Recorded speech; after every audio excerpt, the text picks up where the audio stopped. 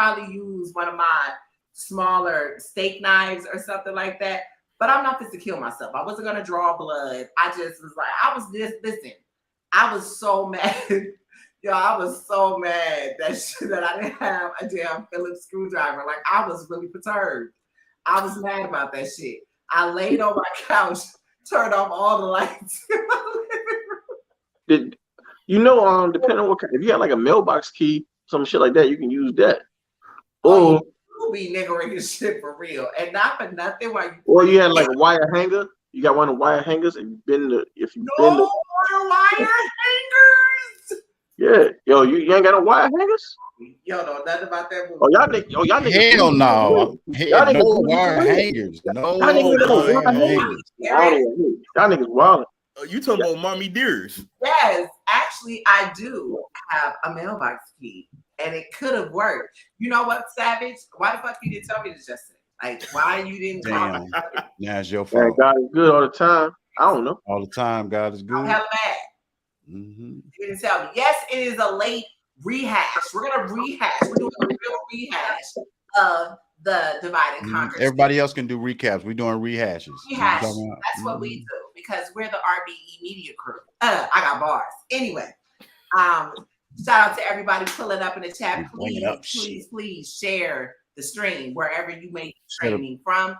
Intake 2, No Way Out next weekend. Don't get to that too, but let's get to this rehash. We will have Charlie Clips on at 9 p.m.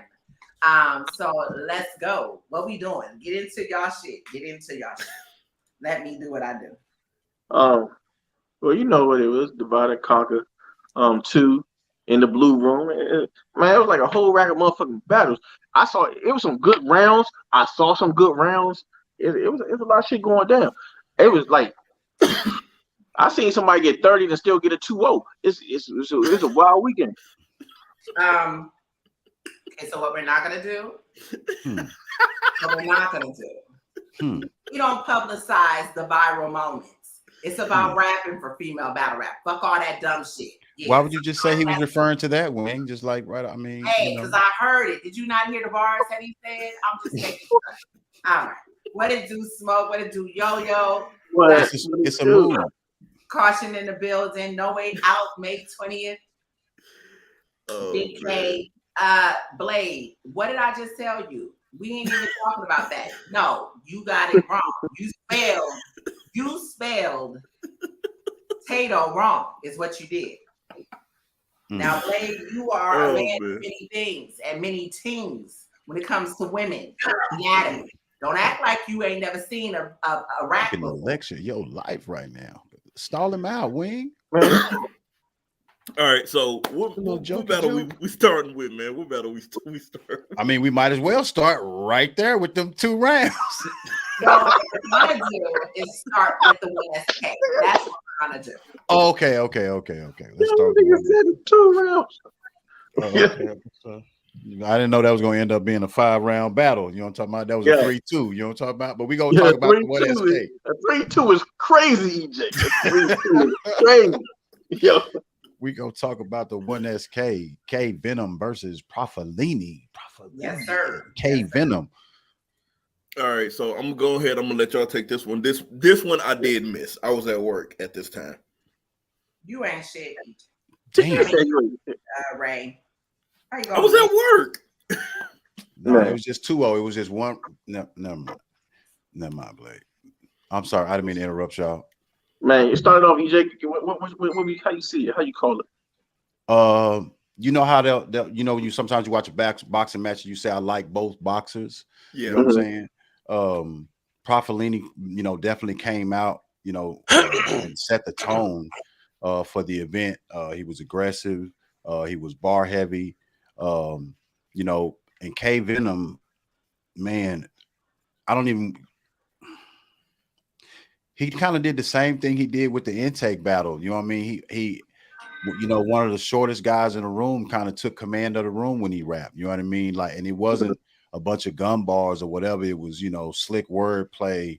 It was name flips. It was schemes. Like, that's a fire young boy right there. You know what I'm saying? So I edged that battle to K Venom. Like I think he definitely did his thing.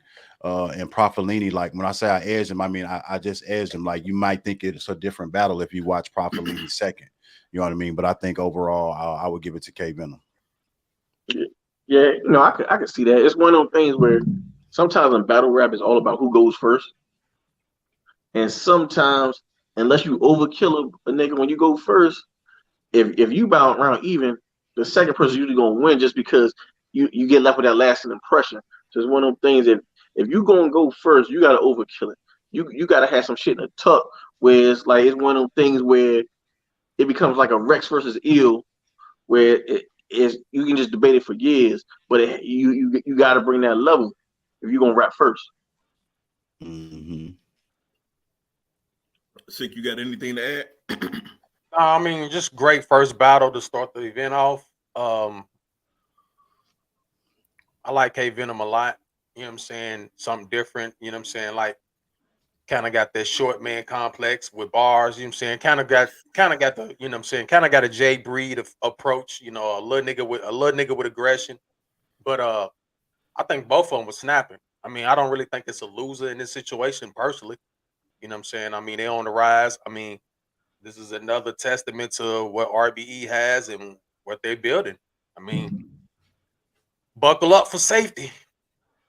So Wing, what's your take, Wing? You the queen of the 1SKs. What it do? Well, first off, they're in the intake. They're no longer in the intake, actually. They were the two performers of the night for intake 1. So basically they got the incentive to be on the next big card. So that's what we did. We put them on Divide and Conquer 2. This battle for me, I mean, I actually gave the battle to K Venom, but I feel like probably actually both of them did wonderful. The reason I gave it to K Venom was because ARP kind of pulled the Jedi mind trick and a whole okie doke. He was on live talking about this was an unlimited round. Mm-hmm. Profilini was like, all right, well, you know what, unlimited, you know, he attempted. And where I feel like he kind of fell short because he attempted, K Venom came well prepared and, you know, with the extra round or with the extra minutes, he definitely took it. So that's why I gave it to him. However, again, shout out to both of the guys. They're both stars. K Venom is definitely, you know, I've been talking about him on Twitter forever in the spaces. Y'all make sure y'all show up to our spaces too. RB spaces, we do at least 2 spaces a week. But get to know the fellas, get to know the ladies. You know what I mean? But K Venom, yeah. Y'all look out for him. Not for nothing. He's actually the brother of Death the Kid, not blood, but they from the same camp. So y'all make sure y'all pay attention to that boy. Got a future. So look, speaking of like unlimited rounds, right? What's your opinion? Because my opinion on unlimited rounds is always less is more. Because I feel like there's a tendency where dudes overwrite and they really end up stretching the product. Where if you shorten that round and you give me 3 solid minutes as opposed to 5 of it, to me it's gonna sound way harder because if you got 3 minutes of straight haymakers and just back to back punches, and you don't stretch it too much, it hits way harder than somebody that raps twice as long as you. Because see, sometimes what I don't like is people that automatically get someone around just because they rap like 5 minutes longer. Because I've seen that in a lot of battles where just because someone had a long ass round, like them DNA rounds from a year or 2 ago, where people would just say he won a round, like when he battled Av, and he rapped for 20 minutes. So, like, nah.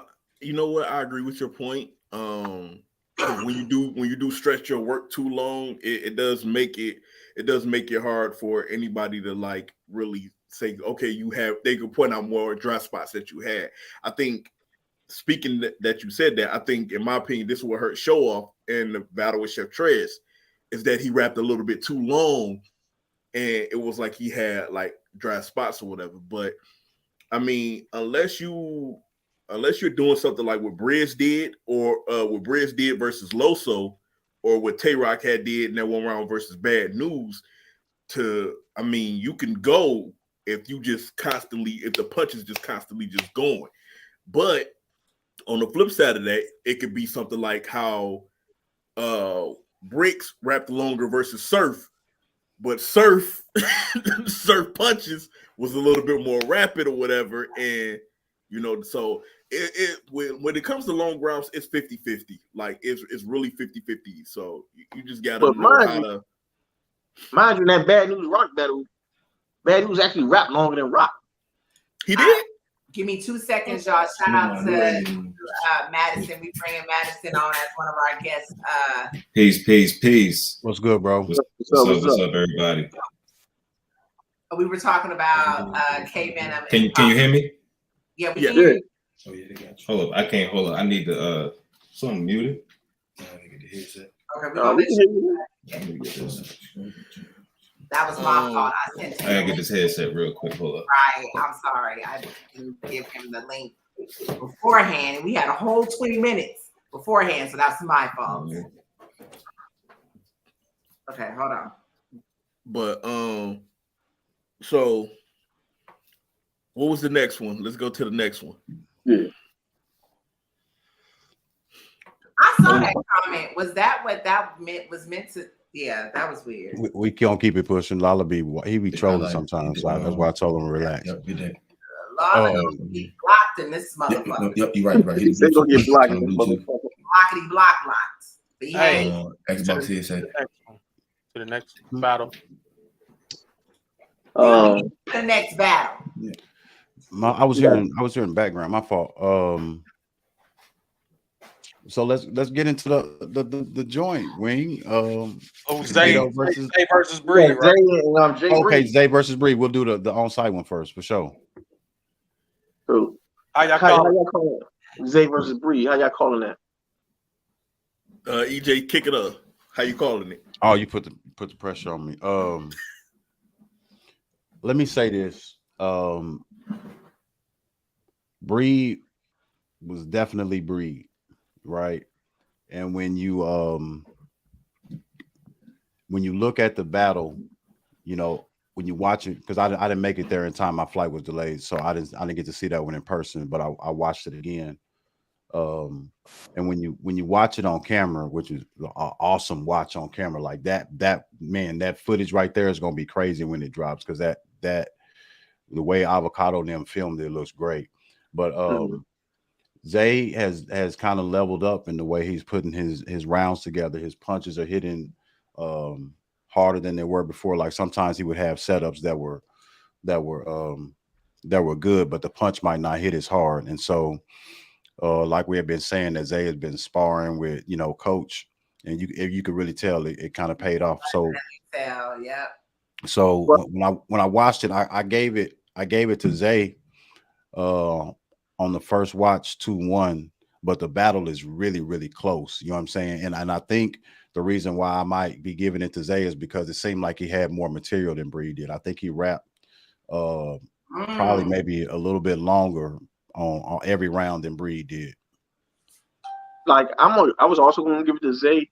I feel like Zay has that little bit of an it factor where when you watch him, he grabs your attention. I feel like Zay actually has the potential to be that next level. Like when I was talking to him at the event that we was at in PA, and he gave me the Hitman vibes, like early Hitman. I feel like he will be able to pull that type of energy once he really hones it and locks in. And I feel like he can really take it to that level because I feel he has that it factor. So I really think that Zay just like with a little honing, tweaking, and he just needs that one moment, because everybody needs that one moment that just makes everybody say, "Yo, I fucks with him." So when you get that moment, I think Zay's gonna take it to the next level. I would agree. You muted. You muted, Ray. Oh, I'm gonna keep mine short and sweet.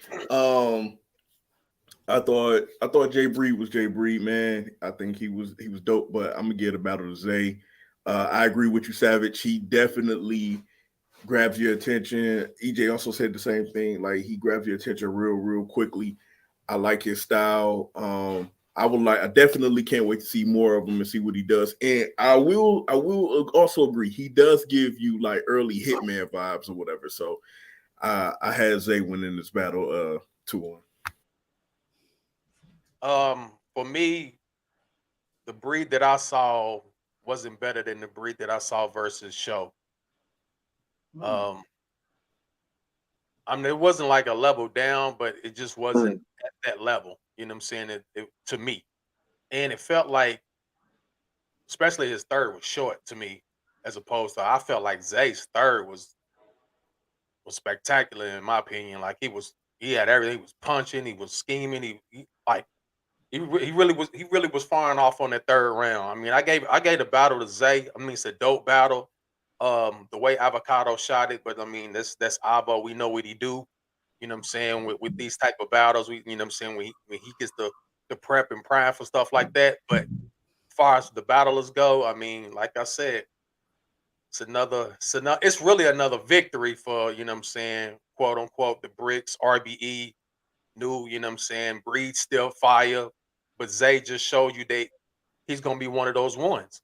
I mean, it's divide and conquer. So you know what I mean? It's definitely, that's what we're here for at the end, essentially, at the end of the day. Madison, you want to chime in? With the you're a little Turn the low. mic up. Turn your mic up.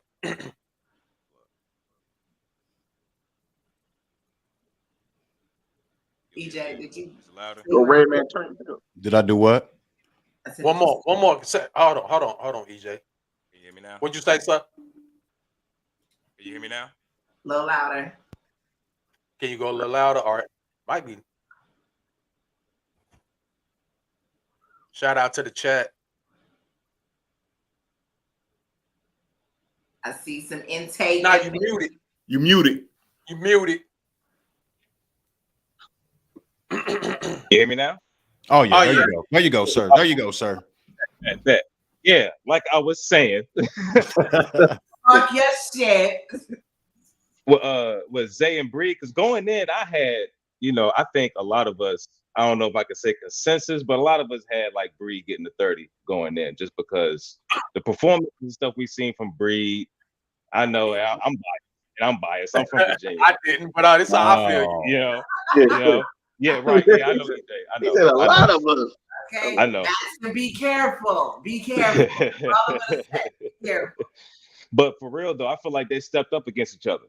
They really stepped up against each other. I told Zay after that battle, because I was standing right there, I told him I had to shake his hand. I said, yo, this was the best you I've ever seen.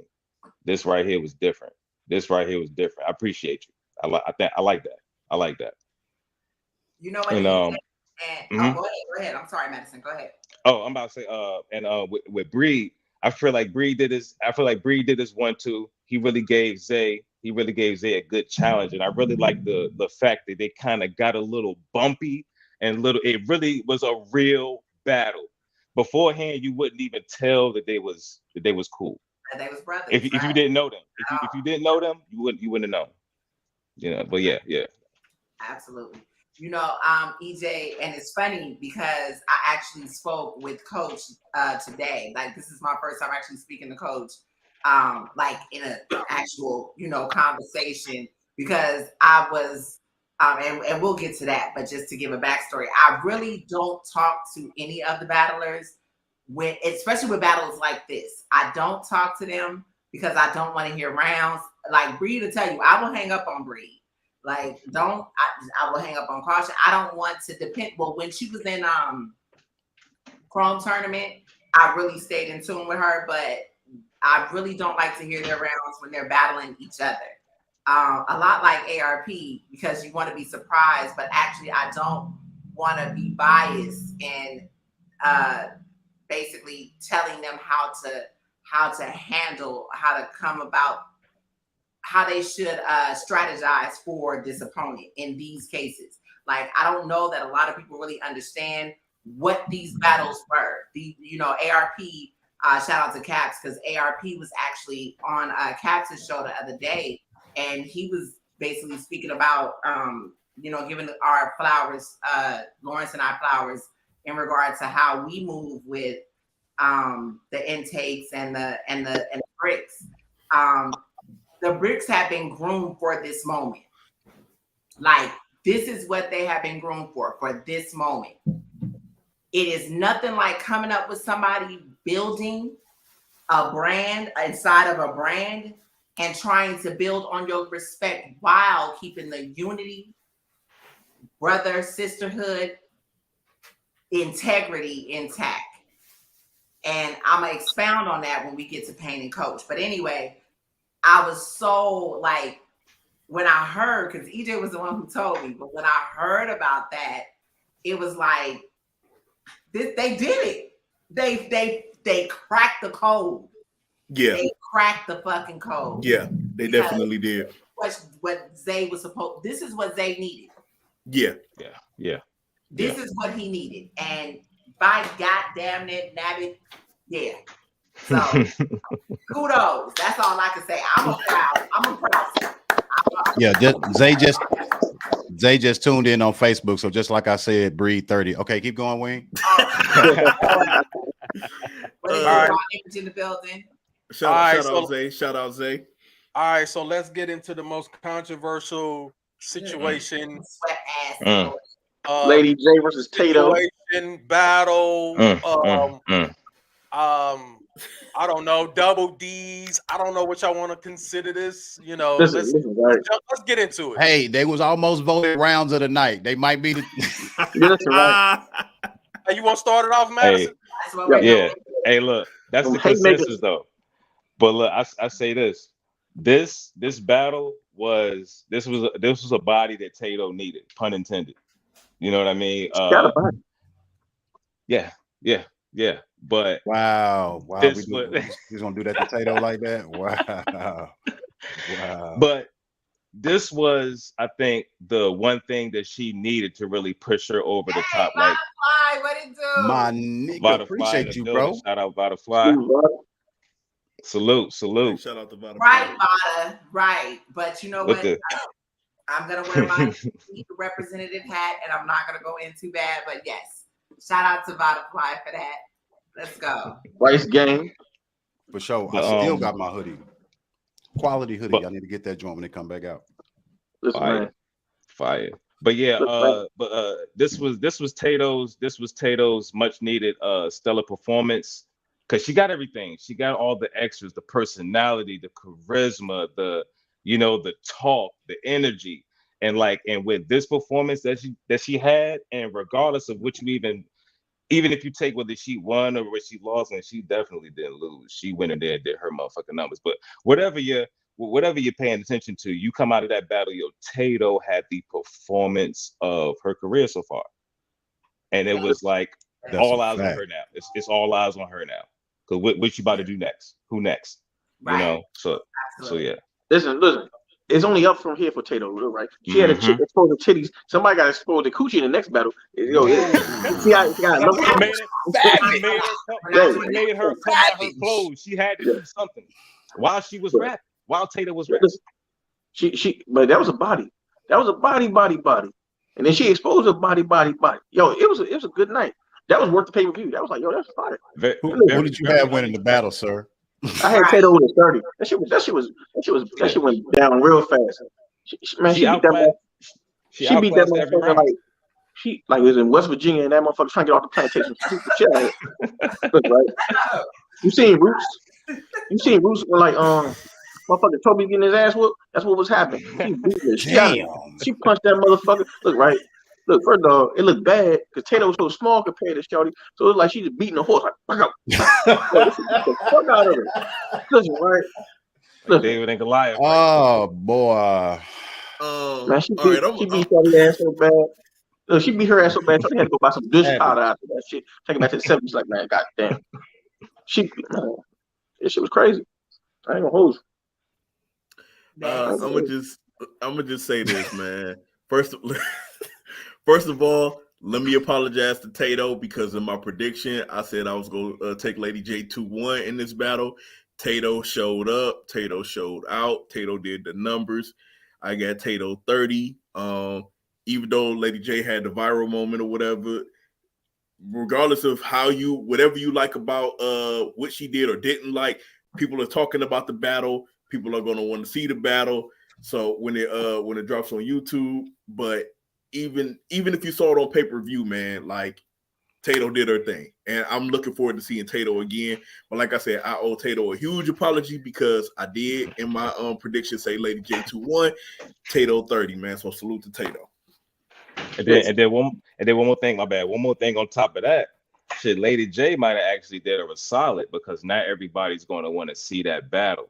So when it drops, they're going to tune in for that, and then when they're hearing Tato rap, it's going to be she was rapping. Well, so. And the viral moment will make them come, but definitely Tato will make them stay. Yeah. That's an ill ass pun, Wayne. That's an ill ass pun. Can I just say got bars, Joe. We got bars. She put the potato I'm just gonna say that they usually have like the coin flip and the face off and then the 3 rounds, and so you have a total of 5 rounds, right? But we had one, you know what I'm saying? We had one intake, the K Venom versus Profilini, right? And we had a lot of 3-round battles, but this was a 5-round battle, right? The 5-round battle. Tato still won the most of those rounds. She won 3 of those rounds with wonderful wordplay and aggression. You know what I'm talking about? It was beautiful. She finally finished 3 whole rounds. I always fuck with her about it. Like, once you finish 3, Tato, you can really talk your shit. And she finished her motherfucking 3. But let's not get it twisted. Even though the 2 rounds I gave to Lady J were the ones that went viral. She had some shit like that. That was a fire ass Lady J. No, I mean, real talk. She had that Lady JP Morgan bar. That shit was fire. Like she had some shit. I'm not even gonna front on her. It was a good Lady J. That's what make it even better because she didn't slack at all. And Tato was still able to still able to perform. Now you good. Oh yeah, she was still able to perform against that. So that's dope. Go ahead, Sick. It's kind of like Tato didn't battle a bad opponent, and I was kind of glad because Wing already know I've been on Tato since day one. You know what I'm saying? Like I actually feel like she will be the best when it's all said and done. All she needed was I said what I said. My fault, though. I didn't mean to do that. My fault. Yeah, I feel like she will be one of the best when it's all said and done. Like she has everything. Only thing she didn't have was the ability to finish a round. But you got to figure, what is this? Less than 10 battles, and look where she's at. Look what she just did. Look what she just only been rapping for 2 years. Look at this. Only been battling for 2 years. Look and at her first year. Look at the control she controlled in the blue room. Look how poised she was in the blue room. I'm telling you, it's only up. It's only up from her. You know what I'm saying? So I think she will be the best. And coming from a little bit of experience myself, once you get a taste of something like that, when you rock in the room and you see how it is, when you get into your stuff and it get addictive, you're gonna want to do that again. That's a whole fact. You're gonna want to do that again, if not better than that. So you finally got to see that love like that. You see that? She's like, oh, it's what this feel like. Oh yeah, I'm about to cook you. I'm about to cook you heifers now. You find that glitch. You get comfortable. Y'all stay comfortable. Y'all stay tuned. My female roster, listen, just keep watching. Speaking of roster, next up we got Coach. No, that's not the next battle. Wait. No, that's not. Nah. Jay Slash versus Sniper, my nigga. Yeah. Oh, you want to go with that one? Oh, yeah. Wait a minute. Hey, we can't do the. Hey, wait a minute. He was running straight for it. He running straight for the bullshit. What about the wonderful segue, since we just got through talking about a body and a body, to talk about another body and talk about QB versus Robin Rhymes? Why y'all get quiet? I'm trying to figure out what battle y'all doing next. I'm confused. I was trying to go in order. But... Oh, you trying to go in order, or my fault? I was just segueing into another body. But go ahead, sir. That actually wasn't a. We'll get to that. But I mean, let's go Sniper and J Slash, because me and Wing kind of had a conversation about this too. Hey, just start it off, Sick. Start it off, Sick. Oh man, shit. I got J Slash on the. I got J Slash winning the third pretty clear. I got Sniper in the second. In the first one, I gotta rewatch again. Nigga, you did all that to say that? Right, nigga. Fuck out of here. Think it was that hard to call? It was a good battle. It was a close battle. Facts, right? It was a real close battle. I had it 1-1 going into the third. I had Slash in the first, Sniper in the second. I felt like Slash edged in the first. You can almost debate it. But I feel like Slash had some of the heavier lines in the battle. That sniper position line, that was one of the crazy haymakers. But I feel like he had a little bit more heavier lines with Sniper. It was like a 10-9. Sniper was still amazing. It was one of my battles of the night, to be honest. Yeah. Yeah, that battle was fire. I like the aggression, like that. The aggressive Sniper was different. Yo, hey, what was he on, dog? I asked him, I'm like, bro, you had the sun. Yeah, you out here bumping people like, that's what's going on, dog? Bumping niggas and said, what was this? Wait a minute, and then even after we was, it was a little back and forth for him, like they was trying to, yeah. Like even after we was breaking it up, he was still like ultra aggressive snipers. Wow. Okay, you know what? And I gotta be petty, and y'all know I'm petty, and I'm sorry. But I watched this battle over again the other night. J Slash, I love you. But what was the in slow motion? Wow.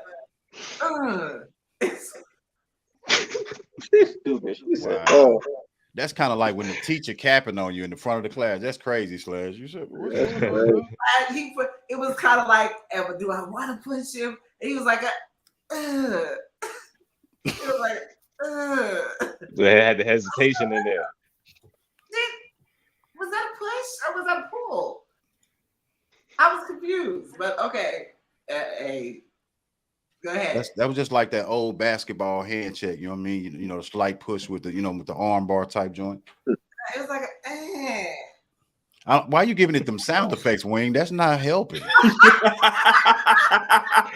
She's making it seem that right, like crazy, come on, like man. Don't do my dog like that. Come on, that's man. my people's, but it was kind of like the school teacher kind of came out even it was like, don't fight in class, and he was like, okay. If I don't tap him too hard, it won't count. But if it went like that, you'd have been told, Sniper, get out of my classroom, get out of here right now, sir, with that attitude. Definitely would have. Who'd you have? He should have checked him something serious. Oh, I'm sorry. Go ahead. Yes, he did. Who'd you have in the battle? Oh, which battle we talking about? Slash and Sniper? Yeah. I missed it. I was driving home. Oh, okay. Oh wow. Dang. Oh man. But I had it 1-1 going into the third too.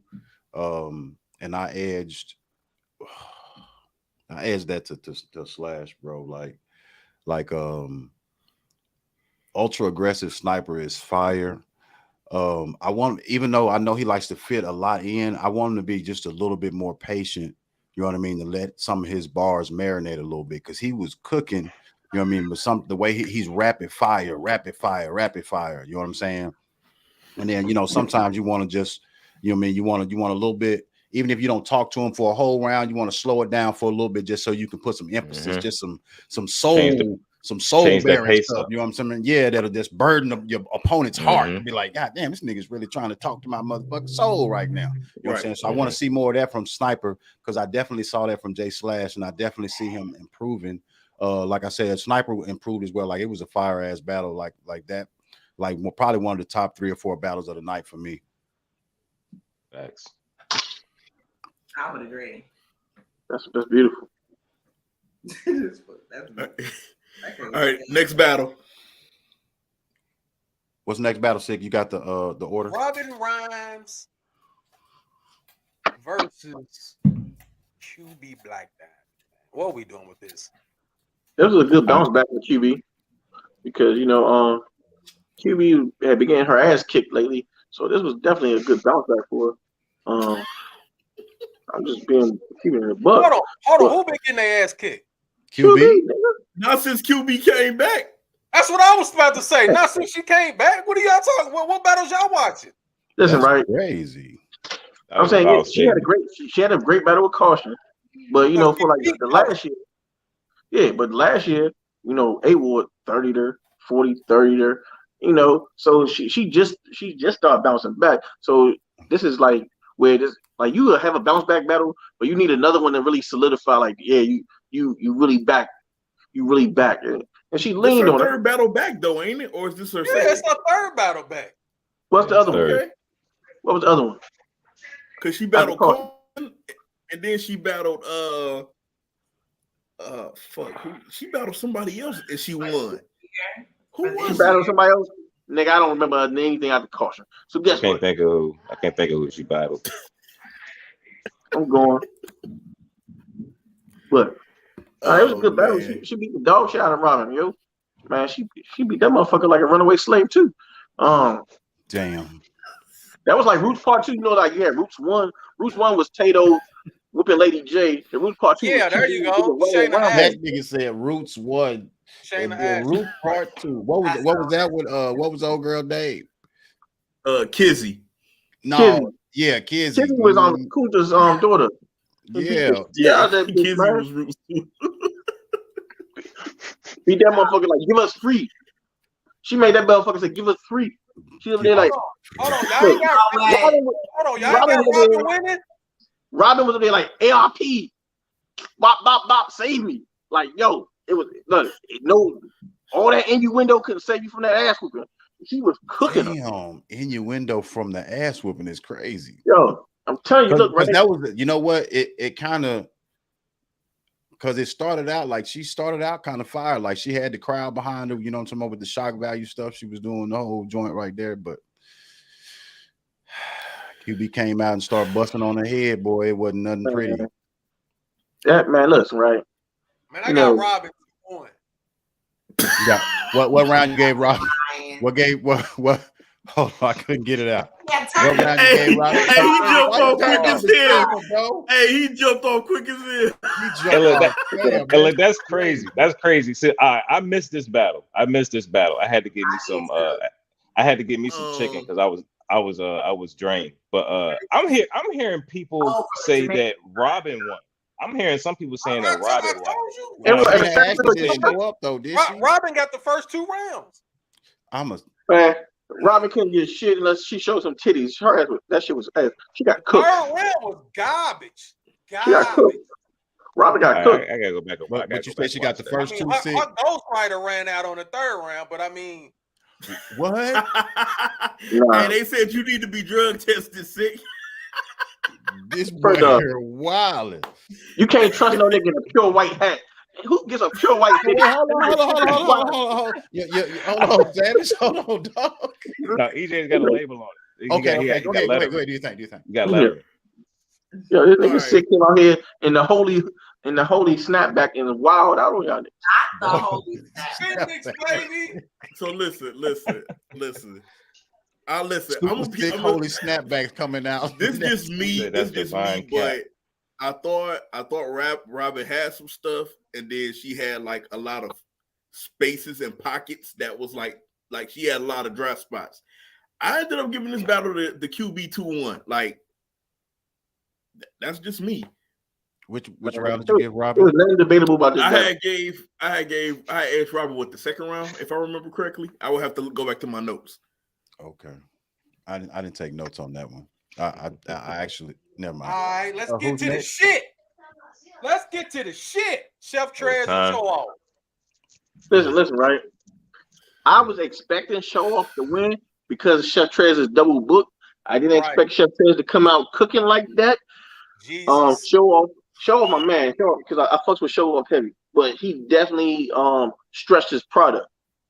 He should have condensed his rounds more. I think he was equating for Chef Trez freestyling, so he was trying to like add extra material to the round to make up so if Trez was freestyling, it would combat that. But I think he put too much on it. Where I think like Trez came out there and just did what Trez do. But I definitely didn't expect him to get his rounds off like that, being double booked. So that was a pleasant surprise. It was a great battle. It actually was a better battle than I thought it was going to be. So I was definitely pleased with the outcome of the battle. Okay, so we got to wrap this up really quickly. We have Mr. Charlie Clips in the back room. All right. Y'all want to talk about that battle first before you went on, before we brought him up, or what do you want to do? Or do you want to talk about it? Bring him up. We can talk about it real. What? Y'all was supposed to do a drum roll. Goddamn it. Clips. Yo, what's good? What Shout up? out. Clips in the building. Y'all can hear me clearly? Yeah, we get you, Yes, sir. Yes, sir. Turn your phone this way. Huh? Can you turn your phone this way? You got to text that early, Wing. You. Oh wow. You know, Clips been Messed messing with up me his whole the setup now. last few Hey, days. You got to look. Like, Clips got on me about the fact that I didn't have directions from Suffolk to Virginia Beach. Clips been on my ass. you see what I'm saying, Wing? Now nigga got to get low and shit. I'm in a hotel. I don't even. You know, people all in your business. I like the place painting back there. That's really nice. I like the hotel painting. Is this good money? You're good. You're good. All right. Bet. To my crew, you know, we gang up here. You may have met EJ at the event. EJ, that's Wave Gang. We are network up here. Ray to your left, that's Red Hoodie Ray. To your right, that's our new guest, guest host, Madison. Up top, Shout out. That's Savage Vandross, Savage Chronicles, and on the other side, Super Sicko. Yo, what up, everybody? What's good? What up, though? For sure. Ain't nothing, man. What's going on? Blessed as usual, man. I can't complain. You had a great battle. I was talking about. So, do you think you not freestyling? How did that impact you in this battle with Rosenberg? Man, I'm gonna be honest with you. It ain't impact nothing. And what I mean by that is that wasn't the ultimate test of not freestyling. You dig what I'm saying? Mm-hmm. Like. You know, and salute to him. Loved his performance, his consistency of how he raps and everything. His style is simple but effective and dope to me. So it's not by any means taking nothing away from him. But what I mean by that is that that's not a test of not really freestyling. You dig what I'm saying? Oh, like a test of not freestyling is somebody bombing on you with certain things that might have rattled you or something, and you got to rebut. Like say if I had something to expose or something, right? Like some new shit to expose. Well, those are the joints that's hard not to rebuttal. You know what I'm saying? Because if you know the truth, or if you gotta break some shit down, then it's like, nah, nigga, I gotta get myself out of this situation. So I'll give you a prime example. The third round, it hit him so hard that in the beginning he said, "Here come the rebuttal." So I thought like, "Oh shit, he about to rebuttal this. Okay, he could probably take this round if he got something, and he didn't have one."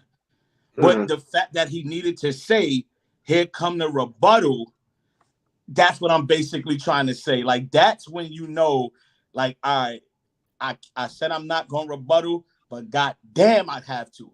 Fuck it, I got to, and that didn't happen. It was nothing for me to rebuttal. So that's what I mean by this wasn't a test for me of not rebuttaling. The only thing that was difficult for me, right, is like I got like a superpower with the rebuttal and stuff. And when he was talking pretty much during my round, and I'm like, yo, if we agree that I'm not going to, don't try to also talk knowing I'm not going to. That's like tying my arms behind my back and boxing me and telling me, yo, don't throw no punch, like, you know what I mean, boxing, but you still kick me in the nuts. It's like family. My arms are ready behind my back, tied up. Like you cheat, nigga, you cheating. You know what I'm saying?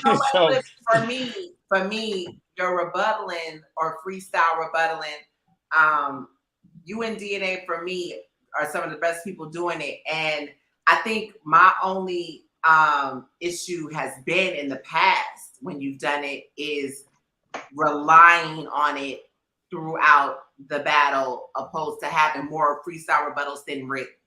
You know what I mean? Right. I feel like when everybody was making that such a big thing, it's kind of like, you know what?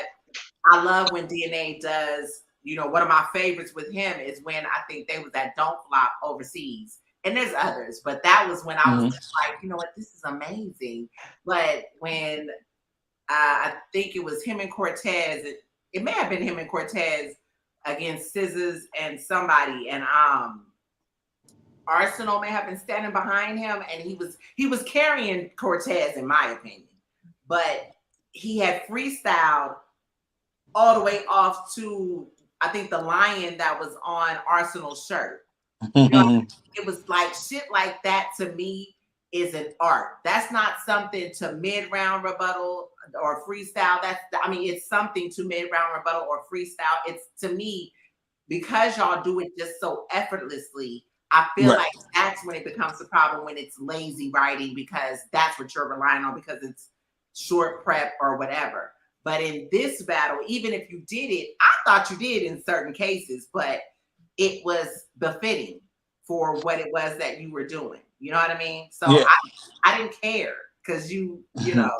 You know what it is? As far as the whole freestyle thing goes, here's my assessment on everything. As I was talking to Jims, you know, because Jims is like, bro, you are really the greatest. Like, I don't think you understand. And I said, I actually do understand. I said, and that's why I do what I do. I said, I watched LeBron get 20, and 10 and get told, oh, you didn't take the last shot. You're a bum. I watched, you know what I'm saying, Floyd Mayweather beat everybody they put in front of him, and everybody still says you're not fighting nobody. 27 world champions he defeated. And guess why Floyd couldn't retire before he was 50-0 and all that? Because the people mentally wouldn't let him, because he couldn't leave, because people just still kept doubting. No matter how many people he beat, it just kept being, oh, you're not really fighting. You ain't no fighter. You're not good. You're running. You're ducking. 27 world champions, and this man is ducking. So I think people get upset with me because I've been through the entertainment side of battle rap, but I'm the only one that's been through it. So I put it to you like this. I even go all the way back. Against A-Verb, right? When I battled A-Verb, when my battle came out with Verb, after all the complaining and everything, after I smoked him, that's my boy, but back then after I smoked him, my battle had more dislikes than likes. I was the first battle rapper ever to have more dislikes than likes on a battle where I performed my ass off and worked hard, but yet the whole Midwest is just dislike. It caught up to this day. Yep, we lost clip. Hotel Wi-Fi. You know what I mean?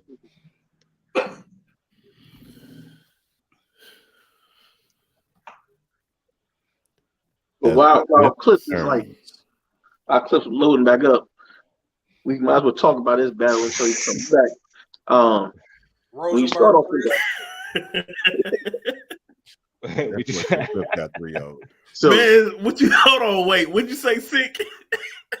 Hold on, I heard that sick. Oh, he's still talking. Hold up. Now, even now, I'm still getting hated on by the, you know what I'm saying? Yeah, that might be my fault. I'm in a whole, I don't have, if I do it again, I connected to the Wi-Fi. I was doing good, so that might have been me on my end. But my fault on that. But basically, what I'm saying is, first one to get more dislikes than likes. What happens after that, right? I go ahead and I battle who I battled after Verb, X Factor. What happened when I battled X Factor? Smack goes, nah, I'm saying this is an unlimited one-rounder, You know what I mean? When I finished battling X Factor, what happened? A bunch of blogs, I cheated. Bunch of fans writing, I cheated. I went overtime. There's no overtime. It's unlimited. Right. Oh, you're cheating. I battled Big T. What happened? They loving me, couldn't wait to get that boo out. They boo me. And what I do, I laugh and get them right back. So I basically bring all this up to say this. Since 2011, when I first entered the platform on URL, I've been in the entertainment part of battle rap. There was no other person getting more dislikes than likes. People saying like, oh, he's cheating. Oh, he's this, that, and the third. I was going through that. So imagine working hard and busting your ass, right? Even let's go to a couple years ago when I beat 10 people, when I was smoking shit. You know what I'm saying? When I was smoking shit and was like 5-0 in my 30 again. Damn it. Damn. Right when it's getting to the, you know. Let's get on the goddamn hotel. Yeah, I was about to say, might as well jump on it. Might be better than what he got now. Like, share, and subscribe to the channel. Yes, indeed. Yes, indeed. Well, just keep messing up my editing. Keep going. We were just about to talk about some more battles. So, which battle y'all want to get into until Clips come back? Well, he coming right back. I guess did we finish? It might, you know the hotel. We got to connect first, but wait, Ray muted. Ray, you on mute. Ray I was just going to say, as far as Chef Trez and Show Off go, I had Chef Trez winning. I thought Show Off had some stuff, but like Savage said, and like I said, I owe Chef Trez an apology because in my prediction, I said he was double booked, he was gonna lose, and the chef came cooking. The chef came cooking. The chef came cooking, ready to prepare that meal. 2-1 Show Off. Go ahead. Oh, Clips is back. Go ahead, sir. Oh, he's on now. Wayne, stop. Wayne, stop.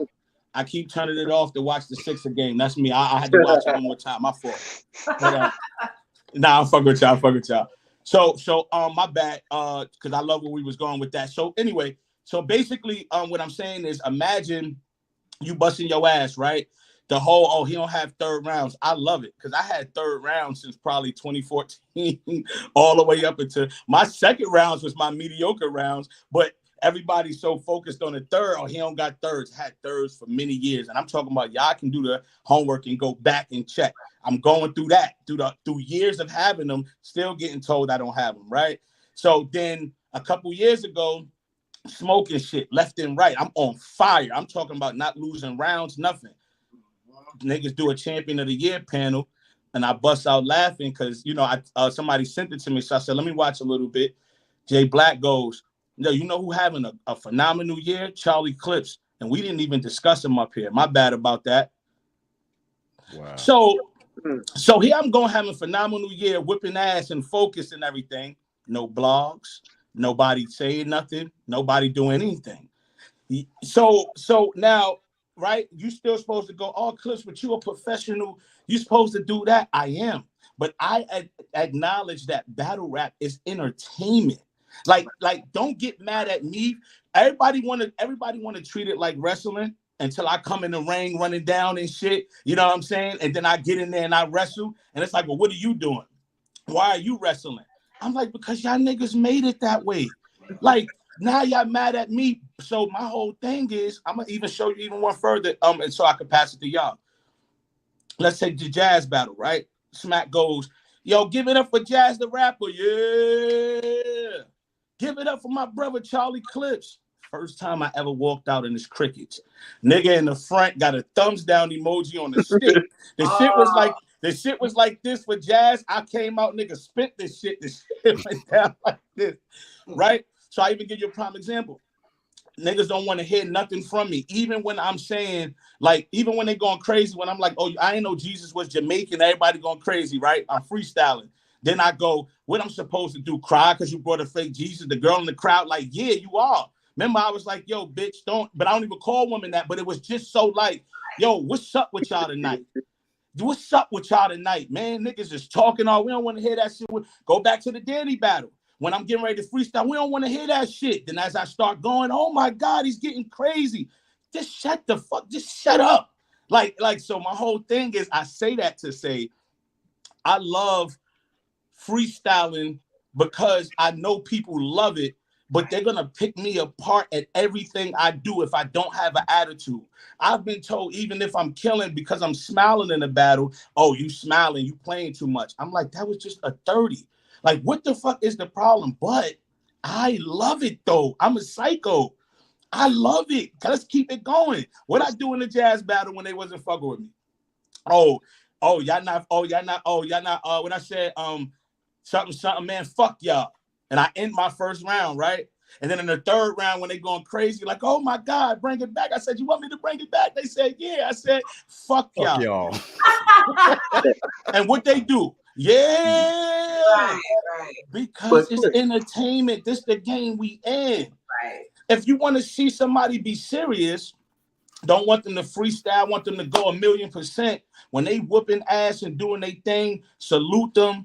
Don't act funny when they come out. Don't do all that because these other niggas are scared. These other niggas is, yo, they ain't gonna like me. Yo, I stay up all night. The fans, oh my God, I took a loss or whatever. Man, I'm out there like, man, you niggas, man, this me. I do what I do and you're gonna love it at the end of the day. Period. You dig what I'm saying? But the passage to y'all though, the situation with Rosenberg not doing it, I kind of liked it. Kind of not really doing it. I kind of, it wasn't a freestyle. It was just, I didn't want to look like I was complaining. So I had to try to put some words together to say, if you want me to stop freestyling, tell him to stop, shut the fuck up. But I was trying to do it without going into freestyling, really. You dig what I'm saying? Now, here's the irony, right? Here's the irony, y'all. Not freestyling might have saved him a little bit more. Actually, and it's crazy to think of that because I already whipped up as he was doing what he was doing. I had so many rebuttals for him that could have sent that man packing. Yeah, pack your luggage, Rosenberg. You out of here.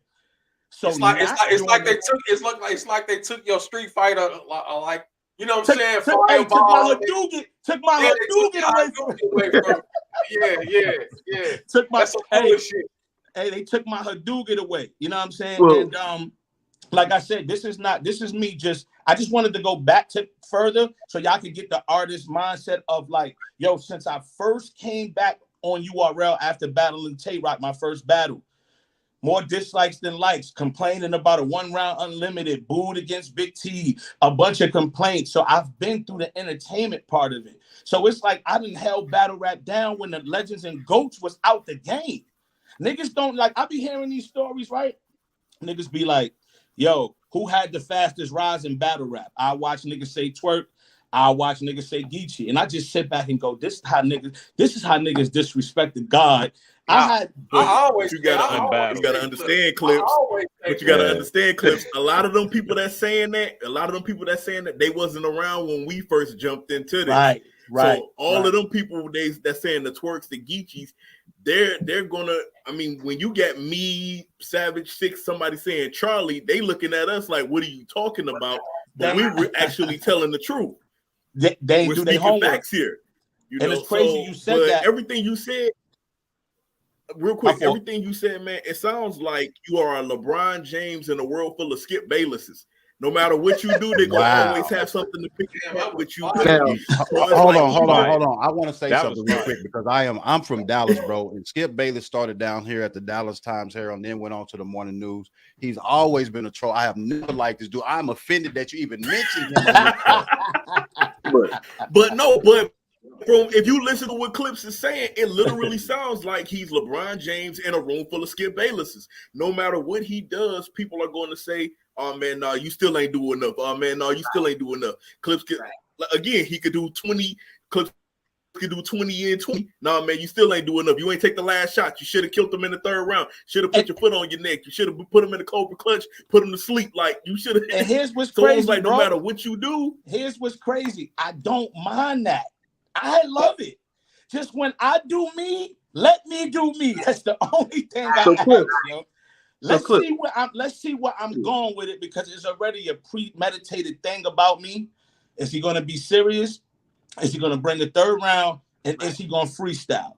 You dig what I'm saying? And it'd be so crazy, right? Because I'll be like, I'll be like, so say one of y'all battling me, and y'all be like, oh, you just battled Rosenberg or RBE, and I come on, I'll be like, you said I battled Rosenberg on RBE. Niggas be like, oh my God, come on, nobody want to hear that. And I'm like, God damn, like, yo, I feel like a bad comedian, yo. Why did the chicken cross the road? And niggas like, oh my God, man, why, man, why? Cliff, going into your third round, you battling Rosenberg at RBE, and it's, you know it's an RBE crowd. When you were able to suck that life out of the room from Rosenberg's third, do you think that took a battle that's potentially debatable and swayed it in your favor? Because I know there's a little bit of controversy with Rosenberg because he was saying he didn't like the ARP actually responded when you was talking about him saying your text and you used your battle IQ. How you feel that actually impacted the room when you landed at third? Oh, I stole a battle. All right, here's how it goes, right? That's a great question, by the way, bro, because I'm gonna break it down to you, right? Here's how battle rap goes, and this is what I mean by premeditated, and we all could agree to this. This is how battle rap is judged. Whoever you going for, right? So let's say you going for Rosenberg. Let's just say Rosenberg is who you going for, right? The first round is close. You go, that one debatable. You know what I'm saying? Oh, I don't know how to call that. Let's say Rosenberg got phenomenal second, right? So you go, oh, I got Rosenberg second, first debatable. Let's say Rosenberg beat me in the third that night. Then you go, you know what? I got Berg 2 and 3. I get Clips the first. Just to not make it look unbiased, but it technically is. But you're trying to give me one just to make me so when you argue, I gave him a round. I gave him one. Like, damn, but we know it's all right, cool. So with Rosenberg, and this is exactly how it was going to go to answer your question. When we did the first round, right, in my mind, I was like, I think I got him, but only because he had a dry moment for a second. It wasn't I smoked him clearly and none of that, but I know how to count rounds. And I'm like, okay, there was the dry spot right there. That's what I need. That little 8-piece, little 10-piece, whatever it was nothing there. I think that's going to get me that round. Second round, I already knew my second wasn't really that crazy. I'm like, I could get by with it, though. He went so crazy in that second. I was like, oh, my God.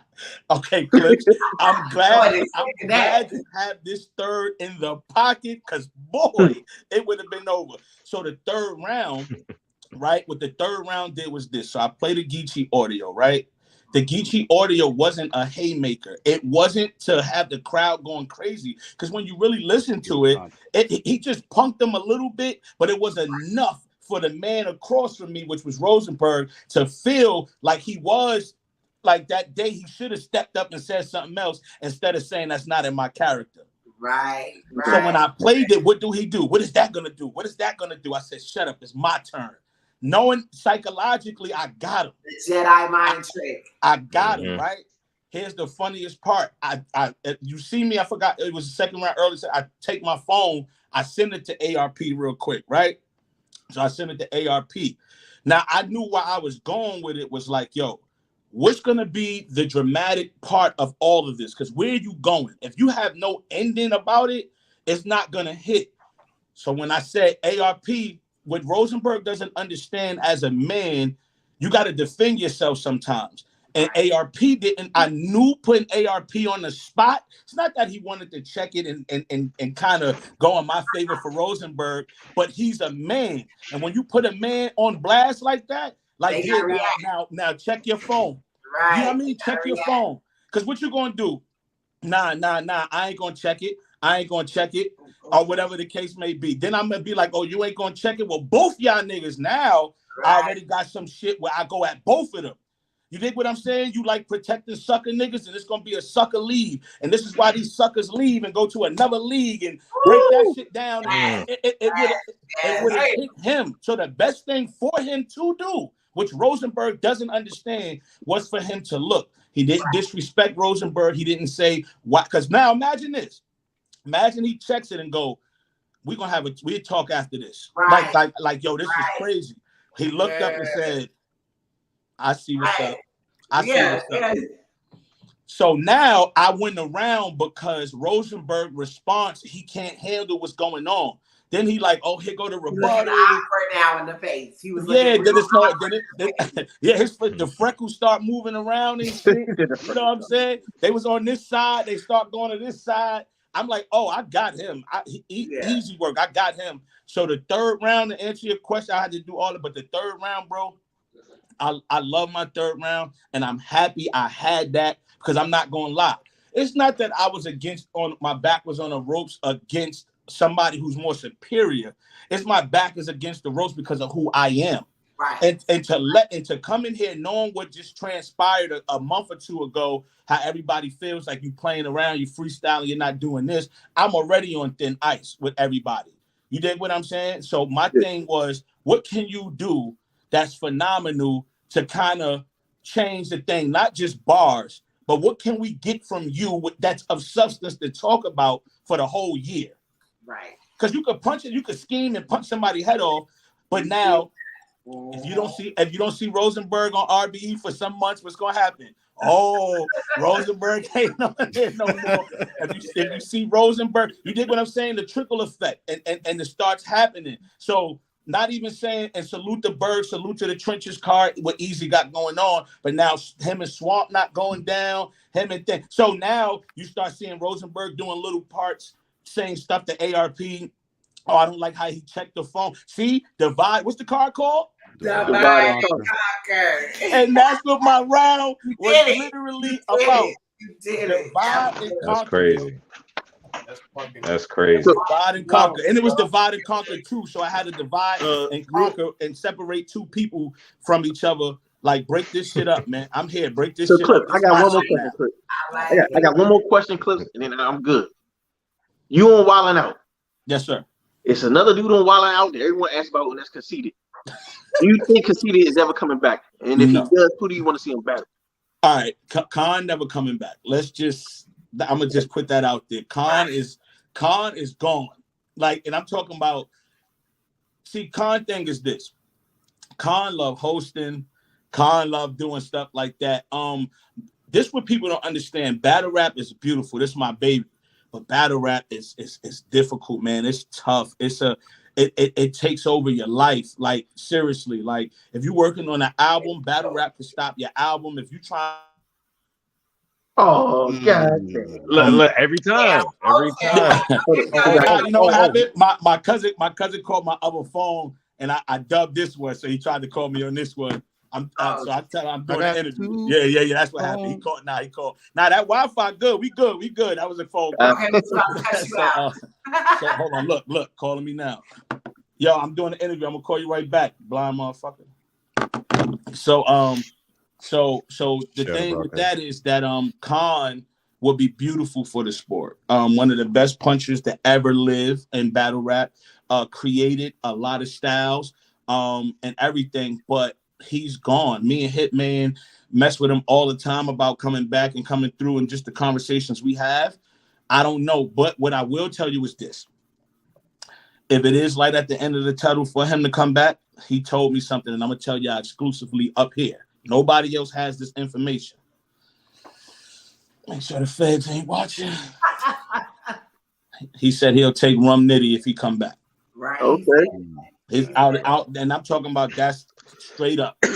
Because I always mess with him. Yo, you come back, you gonna get your head punched off, nigga. It's just gonna be your chain around your neck. You mess with Nitty, nigga. Just to test him and see, you know what I mean? He like, you stupid, nigga. I come back, niggas know what's up with me. I'm like, slow it down. I'm like, nah, it's sped up now. Ain't nobody slowing nothing down. Right, I was about It's quick. So he said if he come back though, he said that would be the battle that he would take. So salute to him for having that. That's what he said though. And here's the thing: it can happen technically, but I know the amount of money that is going to take to get him. Yeah. And unless maybe Drake sponsoring the card or Caffeine want to dump the whole bag, or Chrome or RBE figure out a way to get this major bag for him, because you know his thing is he worked hard to get where he's at. And you got to think, right? These dudes be like, you know, that come back from certain stuff. Let's just take a look at the people that tried to enter battle rap again from the industry or whatnot and ain't do too good. That kind of hurt image, record sale, a bunch of shit you got going on. Yeah. So he come back and get smoked. What's the thing gonna happen when they post the episode of Wildin' Out? The comments gonna be like, yeah, stay here. Don't come back because you got your ass whipped, and he don't want to see that. So he will come back. It's just gonna take a major bag. So I said he's not, because the amount that he want, God bless, I hope he gets it, but I don't see I don't foresee it happening. I think if Drake did the card, I think Drake can write Khan off as a tax write-off and get it back. That'd be like the only way. Tell me this, Clips, because they talk about, Hitman Hollow's crowd control, yes. But crowd control to me is actually, I rate you at one of the highest, is that because no matter whether the crowd is good or bad, you have the ability to get the crowd back. And you was kind of talking about that. But tell me about, like, what is it? Is it personality? Is it because I know sometimes you come in and you chop it up with your opponent's team and you be, over there, you roast them or whatever, but it makes them hard not to react to what you're saying during the battle. So can you get into that, some of your tactics as far as that's concerned? Always scan the room. Go watch the battle before yours. Go watch the first battle that happens. Know who's who, kind of look at the crowd, know who's feeling what they like, what they don't like. Listen to the people, because you can kind of hear who's on what, like channel the room. I always tell everybody, scan the room before you perform. And that goes to even music artists or whatever that's having performances. Scan the room. Understand what you're about to get into. Scan the room. Know who you're going against. Prime example, when I went against Twerk in the small room, my second round was originally my third. But I transferred it over to, I moved it up to my second and left my first, because here's what I knew. And I'm just telling you how rooms work. I'm not going to be as electrifying in terms of my energy, in terms of how I deliver my shit as Twerk. I was not going to beat Twerk the first round, no matter what I do, unless he didn't have anything. So I knew coming back with the acting like him and rapping just like him would steal the energy back. So that has to do with the room, because I knew how they would be so receptive to him the way he rhymes. So you got to know who you're going against. So somebody like Hitman Hollow, who you brought up, is a prime example of going against like a Tay-Rock, knowing Rock gonna have this shit jumping and everything. But Hitman thing is like, I'm tougher than you. I'm smoother than you in terms of that delivery. So his performance and his little tricks, like Hitman, the type of person, he sit a water bottle down and he'll moonwalk to the water and shit. And you'd be like, yo, like you moonwalk into the water, just pick the water. But he got his tactics that make you go like, yo, nobody else is doing that. And I think that's where Hitman, I brought up Hitman because I know you mentioned his name. I think that's where Hitman get everybody. Hitman doing shit that niggas never thought of. Like go through little shit with Hitman and go back to the battles of adding show out to jump in his battles, to his bring it back and do, he does stuff that nobody else does in terms of his performance. And for me, I'm just more of a slickster. I'm the old school slick boxing nigga. I step on your toes and uppercut you and shit, you know what I mean? I step on your pinky toe and you be like, hold on, and you look down like, God damn, and then boop, you know what I'm saying? And then it's like, oh, he caught me. So for me, I scan the room, I channel the energy, I see what's going on for the night. And besides that, I'm just bugged out, bro. You could go to the jazz battle where I had them going crazy after not messing with me. Let's go to Briz Rothstein battle when I battled in Houston. They couldn't wait to boo me in the second round. And I said, yeah, something, y'all fuck with Clips. Let's play a game called the next nigga that boo me is sucking dick. And what everybody do, But guess what? Freestyle, haymaker, shakes the room. But if I don't freestyle, if I don't grab the crowd at that moment, I'm done. Go back to the Big T joint all the way in 2012 when I battled Big T, I think it was, or 2013, one of the times or whatever. When I battled Big T, when they booed me in Chicago, next joint, oh my God, right back. Because y'all love me. And I know y'all love me and I love y'all. We just had a disagreement. We had an argument with the wife. Baby, what you want to eat, baby? That's how the crowd is. That's how the crowd is. Baby, you just hungry. What you want? Because think about the crowd. I don't want to hear this. So you're feeding the crowd. So look, I know you angry at me at this moment, baby. That means you hungry. What you want me to feed you? I got you. That's how I view the crowd. What you want to eat? And they like punches, schemes. We don't want freestyles. Okay, I know what y'all want to eat. I got y'all. And that's how I approach. I remember Hollow being in London rapping. And in the middle of his round, he said, oh, y'all don't want to hear that? Y'all want to hear gun bars? And it was like, yeah. And this nigga just came with all gun bars. Another master. You know what I mean? Another master that has been through the trenches, done been against the best there is in this game, and who freestyles phenomenal, and who understands the game on how to get a crowd back whenever you're slipping or you don't have them, and how to get that back. So that's my little tactic, though. I'm just a slicker person than everybody else. Clips. You know what I'm saying? Hey, Clips, I got one for you. You gonna go ahead and stop Easy's run? Great question. That's a great question. So me and Easy was just talking on 15 Minutes of Fame. Hip Hop is Real. We had a great conversation, and every time me and Easy talk, it's always a great conversation. And he ready for the smoke. I just put it to you like that. He ready for it. I always, if you notice, I never call him out. I never say I want to battle him, because his thing is I'm his GOAT. I'm his favorite. I'm like his in-game battle. And he feels like I have a bunch of tricks up my sleeve that he wasn't ready for at the time. His thing is he's ready now. And see, I love what's going on, because even if I'm winning these debatable battles or these performances haven't been phenomenal or whatnot, he feels like I'm getting weaker. And I love that. I love that, because that's what's going to make you take the battle, because you think you got one. Right. You dig what I'm saying? I never want to take nobody that's starting to look weak or that seems wounded. I will never run up on a wounded person. I will still shoot you from afar. You wounded, nigga. I don't know what you got going on or what. You know what I'm saying? Like the cutest cuddly animal backed in the corner, jump out and do something because it is wounded. Leave the wounded niggas alone. You know what I'm saying? So he feel. You know what's funny? I'll give y'all another exclusive. He texted me the day before yesterday. Oh man, you keep getting lucky. You ain't gonna keep getting lucky, nigga. I got something for you. I kid you not. This is a text message from him, and he texts me all the time, no matter what's going on. Me and him be laughing. So look, Piper Boy had posted like on a YouTube joint. You know how they be doing the votes. So my third against Rosenberg is in there for round of the year. You know what I mean? So I'm ranked like third. I think Easy's, I forgot what round against Hitman first against Easy, my round in Swave joint that he just had. So I texted to him, right? So look, I sent the screenshot of the votes or whatever. I sent it to him and I said, look, just be careful or whatever. And he wrote me back and said, well, as long as you ain't in first, that's all you need to know. Because he was in first place or whatever the case may be. So it's brewing, it's there. I believe it's gonna happen, and I think it's gonna happen. I don't want to say summertime. I think it needs to be. I think it needs to be cold. I think it needs to be cold. It needs to be dark.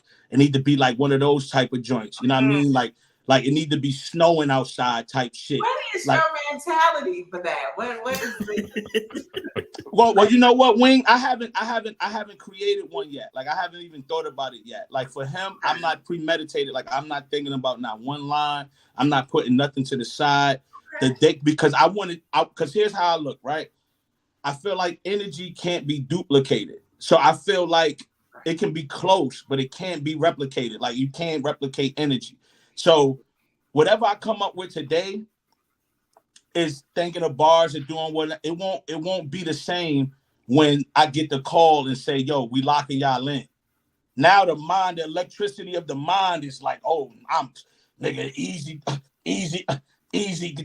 Okay, you know what I'm saying? You start putting all that stuff together because you just putting stuff to the side, but I ain't battling him, so I don't feel like my heart is in it if I'm putting lines to the side already.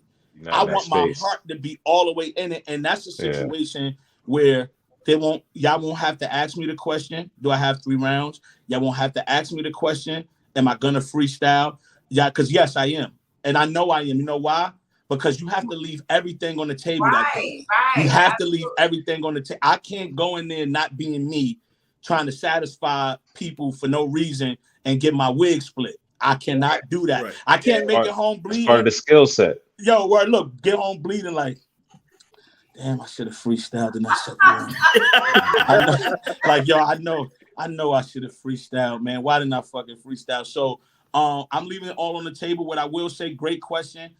I'll put it to you like this. It is going to happen. And I almost want to guarantee that it's going to happen this year.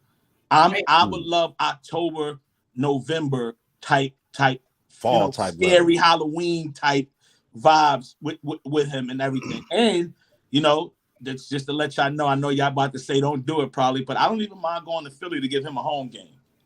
Woo! I'm home everywhere I go. Right. I'm not mad at that. I'm not mad at that. Max out 3. The kid deserves. Hold on. I just said max out 3. What you say, Wayne? Max out 3. Max out 3. What, Wayne? I like that too. Okay. My fault. We got to plug the home team too. So I would take him in. He did his thing in New York. So see, that's good for me because nobody can say New York showed me favoritism because they loved him in New York.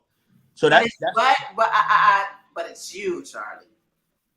Yeah, and I ain't battling New York in a long time too. Exactly. Do you understand the backstory, the whole promo? Come on. But that's why I said I'll take him in. I'll take him in Philly. I know they love him out there. The kid deserves a big time home game. Yeah. Yeah, I mean, that wasn't big enough. Huh? Big T wasn't big enough for. Big T was. Not I'm joking. That's my brother. I know once he see this, he gonna call me like, nigga, shut up. That's my brother. But nah, it just that where T was at in his life at that moment, it wasn't that. You know what I'm saying? If T would have waited for a while and went on the street that I know he can, but he jumped into that, who wouldn't take that battle that early? Get what I'm saying? A chance to stop his run at that time, anybody taking that battle. But Easy is very intelligent.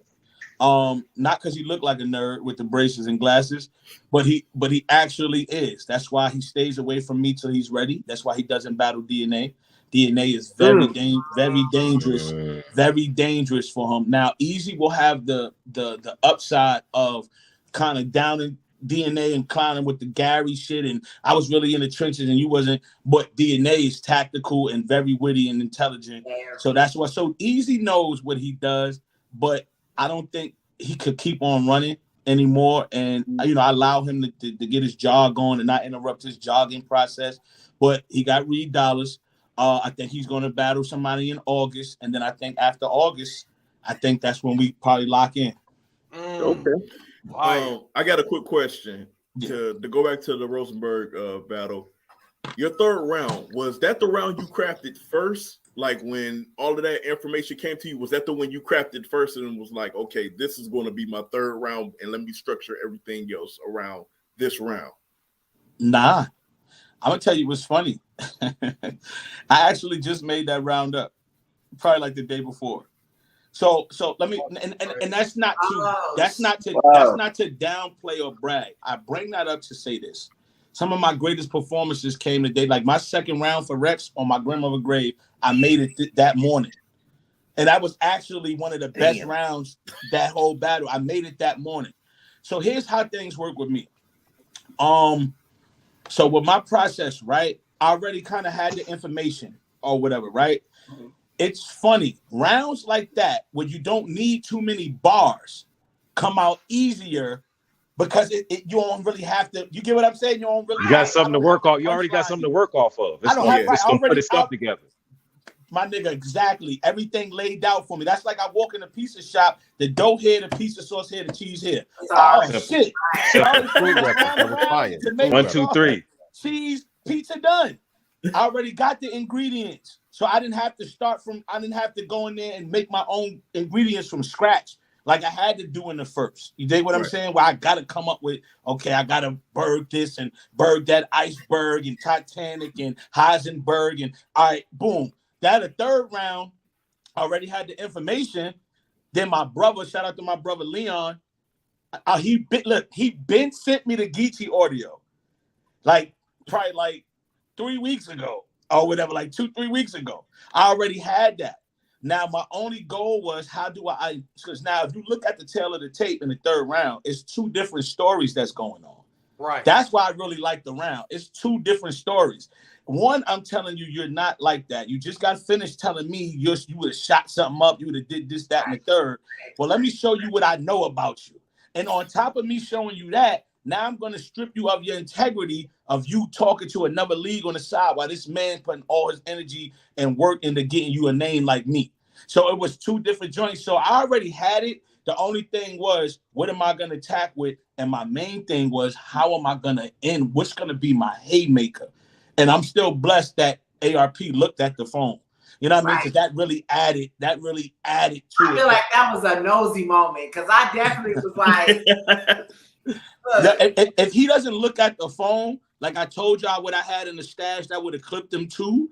But it saved me from having to attack my homie, you know what I'm saying? Just because he's supporting this dude.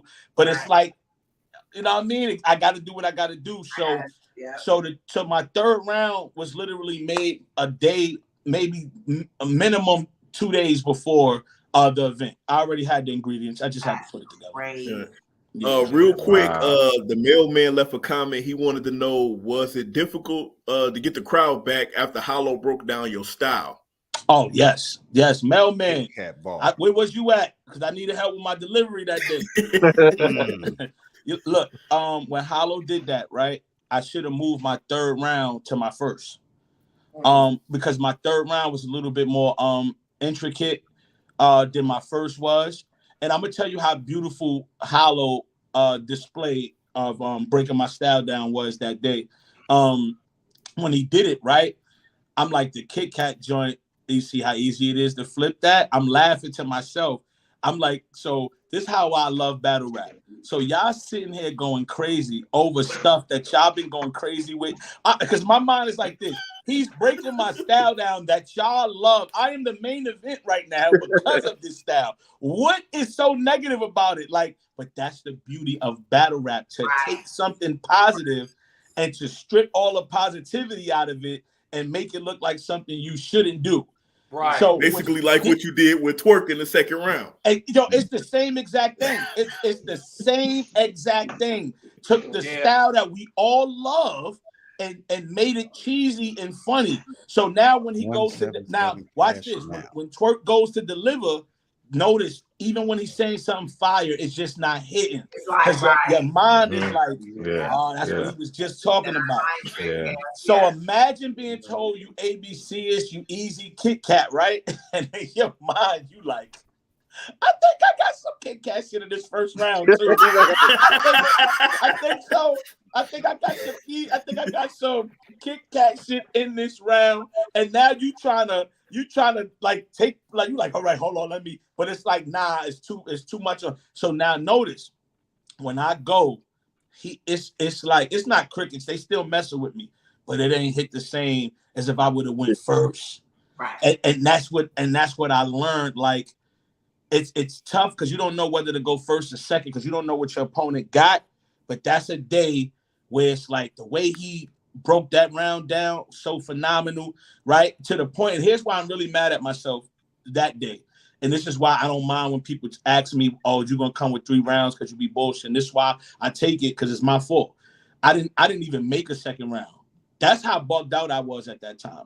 I didn't even make a second round for Hollow. And if you notice, my second round was kind of cringe because I was attacking Cortez. I was attacking D Chambers because what happened was, and then I brought you, and then John was in the building that day. I'm like, well, shit, you ain't doing nothing. Come on stage with me so I can just do something real quick or whatnot. And that's why I brought. Now imagine if I would have focused up, still brought John out, brought a mirror, and put the mirror in the middle of the. You see what I'm saying? Like, this is why I was like, yo, man, you just like, what is wrong with you? And that's why I knew I was bugged out, because I'm like, yo, this is the biggest battle at that time. Right. You really not gonna focus for a Hollow to Don? So Hollow whipped my ass in that first and broke me down strategically and smooth. And then I battled Passwords and went crazy, I think the following week or something like that, and then battled Lux right after. So I was so bugged out. I took Lux and Hollow to Dawn about 2 months apart with a battle with the legend Passwords in between. And that's why I say niggas ain't doing what I'm doing. These niggas ain't built. These niggas ain't tough. That's man. stress. That's stress. Nigga, what? Nigga, that's stress. I was taking ibuprofen for no reason. Good Lord. I knew I was gonna go through some painful shit taking on these 3 phenomenons or whatever the case may be in that short ass period of time. And I didn't basically see, when you living in a moment, sometimes you don't plan out shit. You just enjoying life so much and the shit so fast. If they come with you with the amount of bread they offer you and say, yo, I want you to fight Mayweather, Canelo, and Tank, you know what I mean? 1 month apart. Nigga, like what you said, 360 million. Mama, Hey, sign me up. Mama, listen, this is all yours if I don't come back alive, because I'm taking it. But that's what I mean. So the money drives you to do all that. Now, where I'm at in my life, the money is not driving me to take battles per se. You know what I mean? I really took Jazz and Danny and the Rosenberg battle, because Rosenberg is top 3 or 4 on RBE, Ill Will, Big K, Rosenberg, right? So I got my little mission over there where and salute to Big K and Mook, phenomenal job from both of them. So this is no slight, but I did beat Big K. That's why I started out with that. I beat Big K, right? And guess when I did that, do you really see anybody really parading around about that? No. That's what I mean about going hard and really having 3 rounds and really getting crazy. There was no parade for me. There was no tremendous amount of blogs for me. I just took out one of the top dudes on RBE, Crickets. So I'm like, okay, Rosenberg is also top 3 or top 4 if A-Ward comes back over there, but he's top 3 or 4. Okay, cool. Two-part question since you went there. You're right. There was no parade for you. Who did you have, Mook or K? It's my internet acting up again. My internet. Harlem. My internet. Listen. This what I. All right, that's a good question. Mook first. No biasness. I think the Mook. You talking about in the doghouse? I always been in the doghouse. I'm a married man. You know, Mook had an amazing first. Amazing first. Yo, he was putting that shit together, like putting it together. His suit, right? So I'm gonna break it down in that analogy. Okay. Big K second round. Big K put his suit on. When Big K first started off, he didn't know how to put his tie on. Mook had the suit and the tie on and everything. Big K ain't know what he was doing. So Mook was helping Big K in the first. Then Big K started putting his own shit on. Then Mook spilled something on his suit. So now it's 1-1. You know what I'm saying? So now it's 1-1. Mook spilled something on his suit. So now it's 1-1. And then because you know the ABC, you know what I mean, and you know the DOG and the OG, and you know I get where he was going, but it was a drop off from his first was so phenomenal to me, and it was just a drop off while K was, you know, ascending, getting higher, going upward or whatnot. And the third round, I'm not gonna lie to y'all, I will have to watch it again. Me and John was having John, my brother Nate, we was back there breaking stuff down to the point kind of like we was missing shit as we was. It's like a fight. So we watching a fight, but you know in the house when it's like, yeah, nigga, yeah, da-da-da, and you turn and talk and then you miss so I missed a couple of, I'm like, what'd he say? And I had to ask the person next to me to get that. So I got it 1-1 so far. I will watch the third and I will come back up here just for 20 seconds and click back off and say who I got if y'all want to know later. But when I back don't talk to my rounds, Savage. So I was asking, you got to freestyle. We ain't talking, you got to freestyle. No, go ahead. So I was asking that because I feel like the praise is not there for Big K. So when you said that, I kind of felt like, okay, well, you know, you didn't get the bed of roses, you know what I mean? The praise, you didn't get any of that. Because I feel like I don't feel like they've given Big K any of that for since he's been here. And I feel like, you know what I mean? So I feel like that's kind of that would be the reason for that is well, you know what? To break it down, right? Let's just say this, right? Mook, Mount Rushmore, GOAT, legend, one of the greatest ever. You know, I'm saying this is where everybody holds him in this regard. A nigga be lying if he say anything other than that. You know what I mean? It's a bunch of us as GOATs, legends, and stuff, and you know what I mean. You know, but to be able to be stamped that is such a phenomenal thing. And you know, I look at it like this: K is on his way to being that, right? And when it's all said and done, K is a legend. You know what I mean? He got a couple more that he probably got to do, but he's a legend to me because he went over to another platform and survived the URL, umbrella, like he got from under that umbrella. King of the Dot. He did King of the Dot. He's done all the majors. Yeah. And that's what I'm saying. To go from Def Jam, you understand what I'm saying, and go over to another label and sell records over there. You dig what I'm saying? You gotta applaud that. But here's the problem. What I believe it is. We rest in peace, Pat, another legend and GOAT, right? Mm-hmm. Pat's capability to add comedy, charisma to his performance was something that we never seen. Absolutely. He put himself in a different bracket, which made us love him because he separated himself from the black people. He had his own thing going. And not to make it about race, but let's just call a spade, because a lot of people in the spade is black. You know what I'm saying? And a lot of people can't rumble with that. Right. K is a gun bar expert. That's why he's phenomenal and one of the best. But the thing is, that's also what might be holding him back from getting his flowers, because we haven't seen a crucial breakdown of him breaking stuff down. Even when he had the stuff with Adi Boom, he displayed the paperwork, but he didn't break it down to get rid of Boom. The paperwork got rid of Boom, and Boom got rid of himself. He just applied it, but he didn't take that shit and break it down to make you go, this dude is out of this world. Right. He didn't do a creative nothing. So like if K would have added in a Jamaican accent, breaking down the paperwork or something like that. You feel me? It puts him in another bracket, because here's what people do as they watch him. What do everybody do? Man, I would have shot that 3. I would have went to the basket on that. Nigga, you ain't playing. Yeah. But that's what we all do. We all say what we would have done. So when you watching Big K, right, he's phenomenal with his style and everything, right? But everything has that tempo, or whatnot, the same tempo. And he like, you got Mook in front of you. You got Charlie Clips in front of you.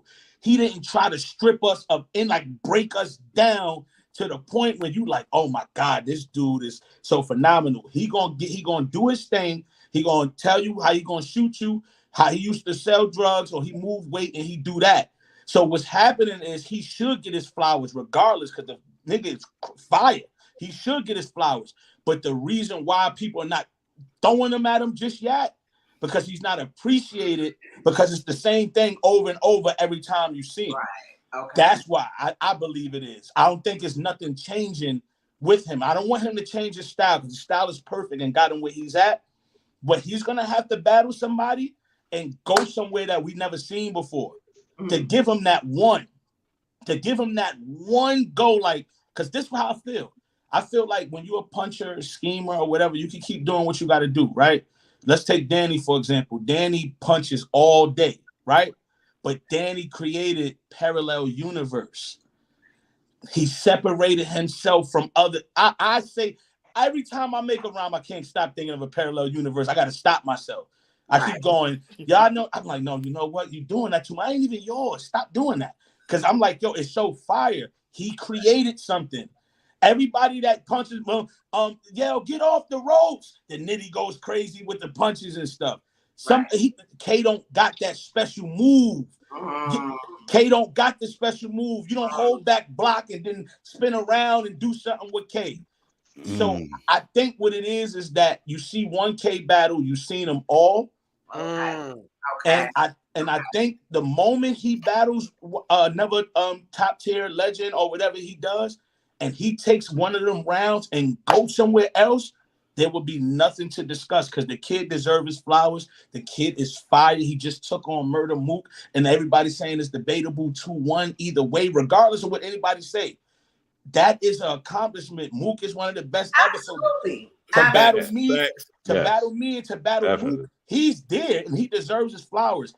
But if you've seen 1K battle, you've seen them all. So for the people who don't want to give him his flowers, he also ain't giving them a reason for them to snatch him. He waiting for them to throw him. You got to snatch those flowers. You then that's what I think it is. So Clips, one of the things that happened in that third round, which makes it more debatable, is a lot of people saying that K had a fake angle. How do you feel about fake angles?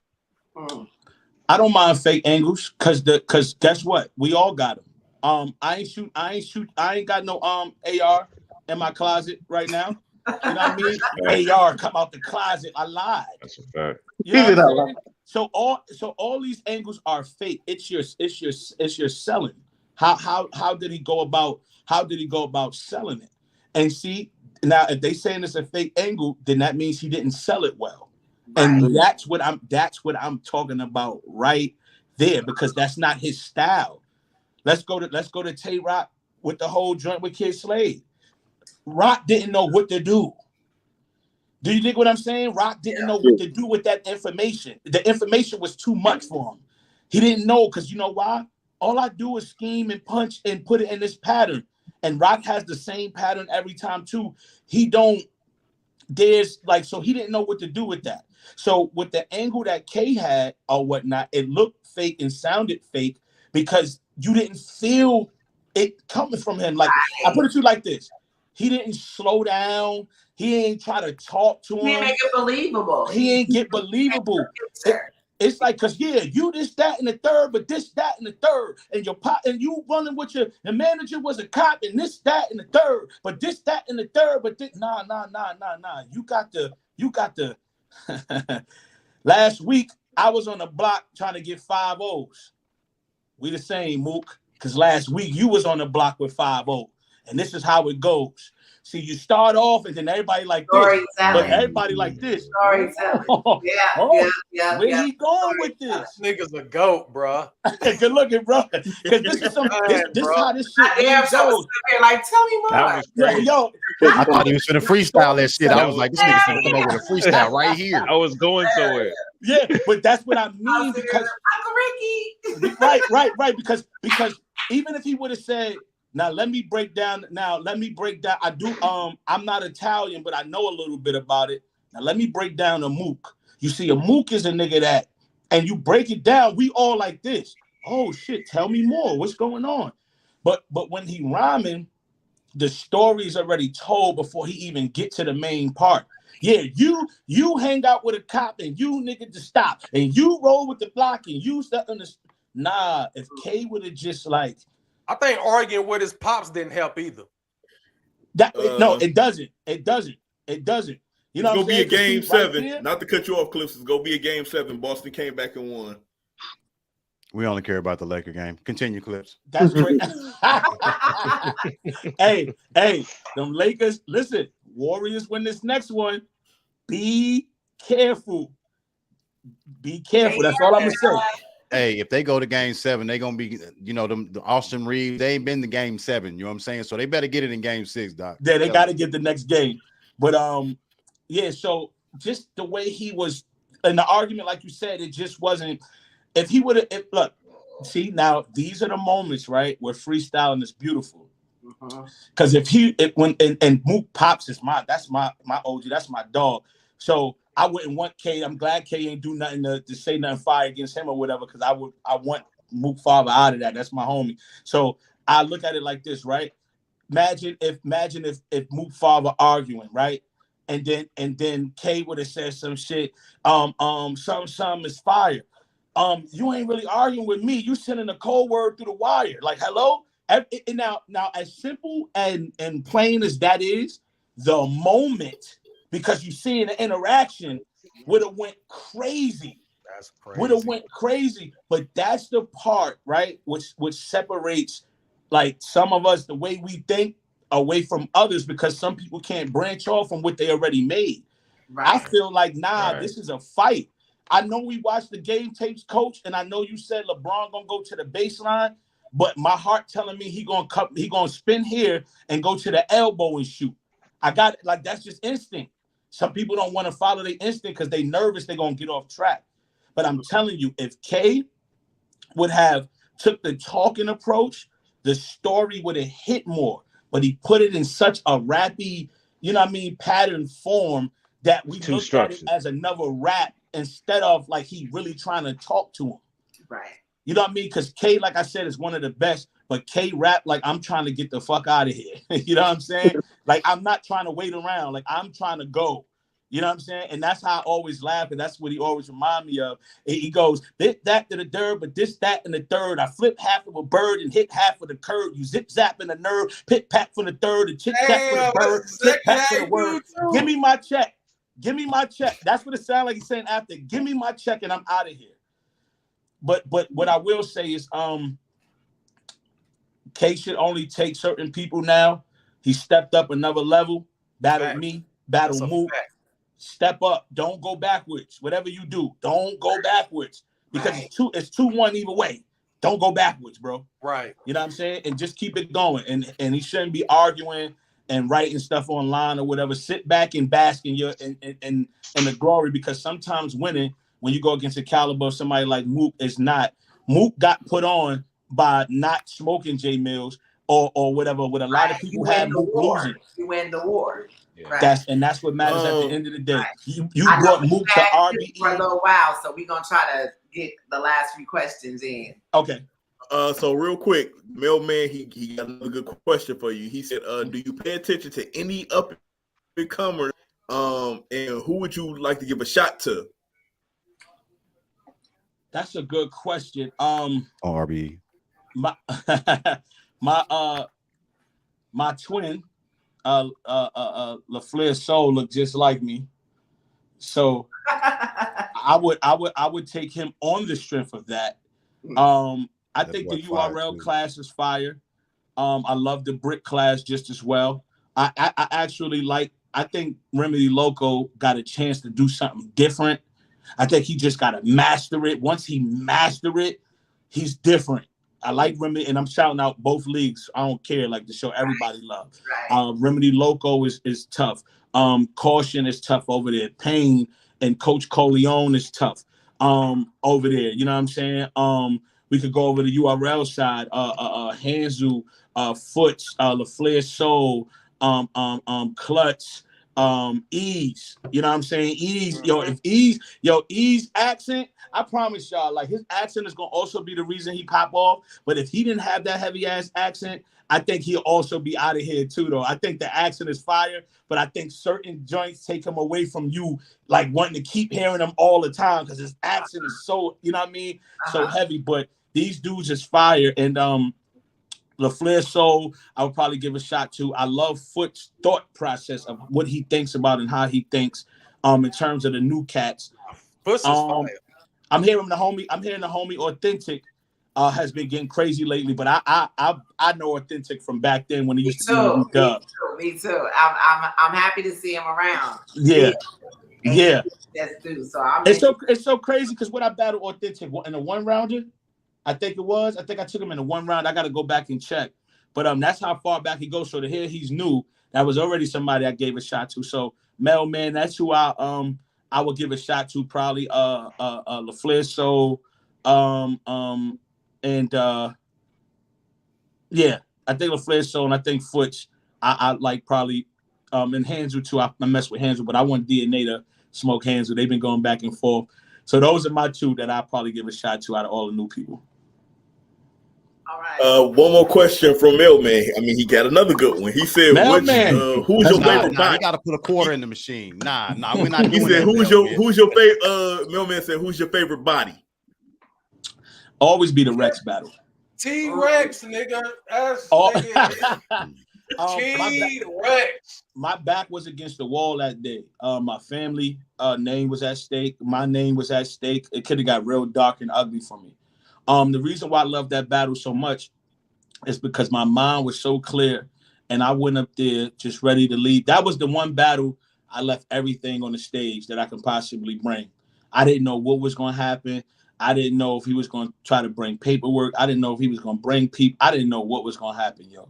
All I know is when we did the trailer and he said, "I'm getting personal," I said, "Oh, I know what he's doing." And it's crazy that he was just so hyped. What I said in the trailer, Rex is going to be on his block in Harlem, and I bet you, and it flashed, and he was right in his hood for the first time in a long time. I said the cliche stuff that everybody does, like this, the old Smack DVD. And I said, now I know what he's going to talk about. But here was the difficult part about it: when, and if he didn't talk about it, I would have. If I now, this is why I say how things work. Imagine I don't win a coin flip, and I go first. Okay. And I defend and I break down the Pop's joint and all that, and he says nothing about it. Mm-hmm. I opened the gate of people now going, hold on. First of all, probably you lost that round, because what the hell are you talking about? Like Hollow did with Arsenal in the third with the paperwork. That's how you got a guilty conscience. That's how you something going on. So I say that to say I was blessed that day. Yo, the stars aligned for me so perfectly that day. I told y'all, I got up in the morning. I went across the street by the community center from my mom's crib. And I stayed outside the whole time, creating my second round, yo. Created my whole second round.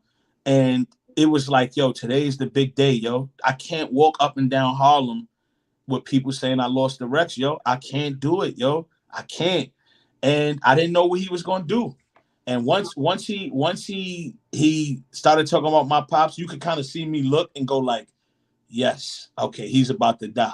You know what I'm saying? So the Rex battle will always be my favorite because that's still my nigga now. We squashed it. We've talked like men. That was really somebody I considered family at the time. Nigga used to really just call my phone and say, yo, I love you, bro. Like this how that was. So what he tried to win off of was so disrespectful to me. And it'll forever be that because I had to protect myself and my moms and my family and shit. So the Rex battle, yeah. All right, my last question is Clips and Cassidy. I think you mailman, nigga. No. My mailman like Puerto Rican or something like that. That's crazy. My last question though, man, because I know y'all took a couple of shots at each other. Clips and Cassidy, man, what's up, man? Yo, when I tell you Cassidy, my boy, every time I finish battling, right? I don't never see Cass before the battle. Every time I get off stage, Cass come walking up with a blunt. I just be laughing like, yo, why do you keep popping up after my battles? Yo, where do you be at? So we was just laughing the other day. As far as me and Cass go, I ain't gonna lie, it was there at that point, and it will forever be there because he's one of the greats too. You cannot deny his energy. You cannot deny his sales, his numbers, and what he brings to the table as far as advertisement goes when he's locked in for a battle. One of the biggest phenomenons in terms of numbers for face-offs and everything. Man, he talks crazy. So he'll put me where I need to be mentally because I know he's going to talk to me spicy. But the thing is, that rivalry part is not there no more. But all it takes is a phone call for the rivalry to begin again. So I'm not opposed to doing it. It can happen. You know what I mean? But we will have to get into it for me to go ahead and do that. Just tell the truth, Charlie. It feels a lot more motivating when you get a deposit. You know what I'm saying? Like everything starts coming together. You know what I'm saying? hey, you ain't never been wrong, nigga. You ain't never been wrong. Hey, listen, that nigga be like, man, I don't want to do this battle. You hit that shit, you check your account. I said, yo. Nigga start preparing this shit. I said, yo. You know what I mean? Really appreciate you. We really appreciate you. Man, salute, man. Appreciate you, bro. Yo, no problem. I appreciate y'all. I ain't gonna lie. This is my first interview besides like hip hop, real 15 minutes of fame. Sitting down, chopping it up. I don't even do these. I haven't done this in a long time. I love what y'all got going. When I do my next one or whatever the case may be, let's get right back on here. Win, lose, or draw. I'll get right back on here. So whenever y'all need me, I fuck with all y'all. Whenever y'all need me or whatever, or just let me know. We ain't hit my phone. I'm back on here, yo. I appreciate the questions, the love. Like y'all ain't hold back on nothing. Y'all ask real questions. Salute to y'all, man. I appreciate y'all for real. Before you go, I want to take you out with a question. Actually, I wanted to ask you earlier. All right. When we were talking about conceited. Why does Charlie Clips still battle with everything that he has going on? Some things is just embedded in your blood. Like it ain't nothing you can do about it. Like I don't give $30 million, $40 million, $50. I will have events in my house You know what I'm saying? I will have a battle rap is my baby. It's therapeutic at the same time, especially when you win. when you lose, that shit ain't therapeutic or whatever. But it keeps you afloat for things that happens in life. No, this is no bullshit. If you can survive battle rap, right? Like battle rap doesn't affect you. It doesn't. Then you ready for the world, yo. Because this shit here, this sport is killer. Like it's a killer sport. So I do it to remain sharp, to remain steady, to remain focused. It's not money driven for me because I don't have to do it for. God bless. I don't have to do it for the financial gain, even though it's a beautiful thing to receive a deposit. But I just do it for people like y'all, and that ain't even because y'all on here and we on here now. Like just to know I got an interview tonight, getting some love shown. I can chill for the rest of the night, feeling appreciated. Niggas don't understand how that shit is when you have a great performance, yo, and you walk off that stage or you do these interviews and you won and you did great, or is it 2-1? But either way, but you still did great. When I tell you, it's only one thing in the world that probably hit harder than the love you receive in battle rap.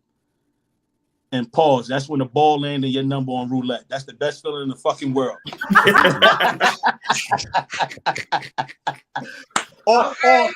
or when you get the two jokers and the aces and spades, ain't no better feeling than that. So walking off the stage, just receiving the love from the people continuously, these interviews like this, why not? Like, why would I stop doing that shit? You know what I mean? I want to damn near say never, because if they have known 54 and I'm in a wheelchair, y'all, are we all not gonna get up and watch it? Like I'm coming to the back. If you are known 54 in a wheelchair, I'm coming to the battle, sir. That's what I'm trying to say. I might have an oxygen tank though, but I'm gonna be at the battle. He gonna be in the wheelchair right with you. Hey, I know how niggas be passing out at the event, but nigga ain't gonna get up and pass out at no one. I have to feed me, and my what was it? My in-home healthcare person might be with me. You know what I'm saying? But I'm gonna be at that motherfucker. You know what I'm talking about? Gonna be on oxygen and some more shit. Hey, I'm the aid with him. Nigga, this is a new gun. Bayonet, the knife is squirt. Everybody push your button. Niggas' buttons go off. Now he on life alert. niggas rolling around in the wheelchair. Oh my God. Oh, that's crazy. It's gonna look like the scene from Goodfellas when he was snitching on everybody and all the mobsters was up there. They was on oxygen. On oxygen.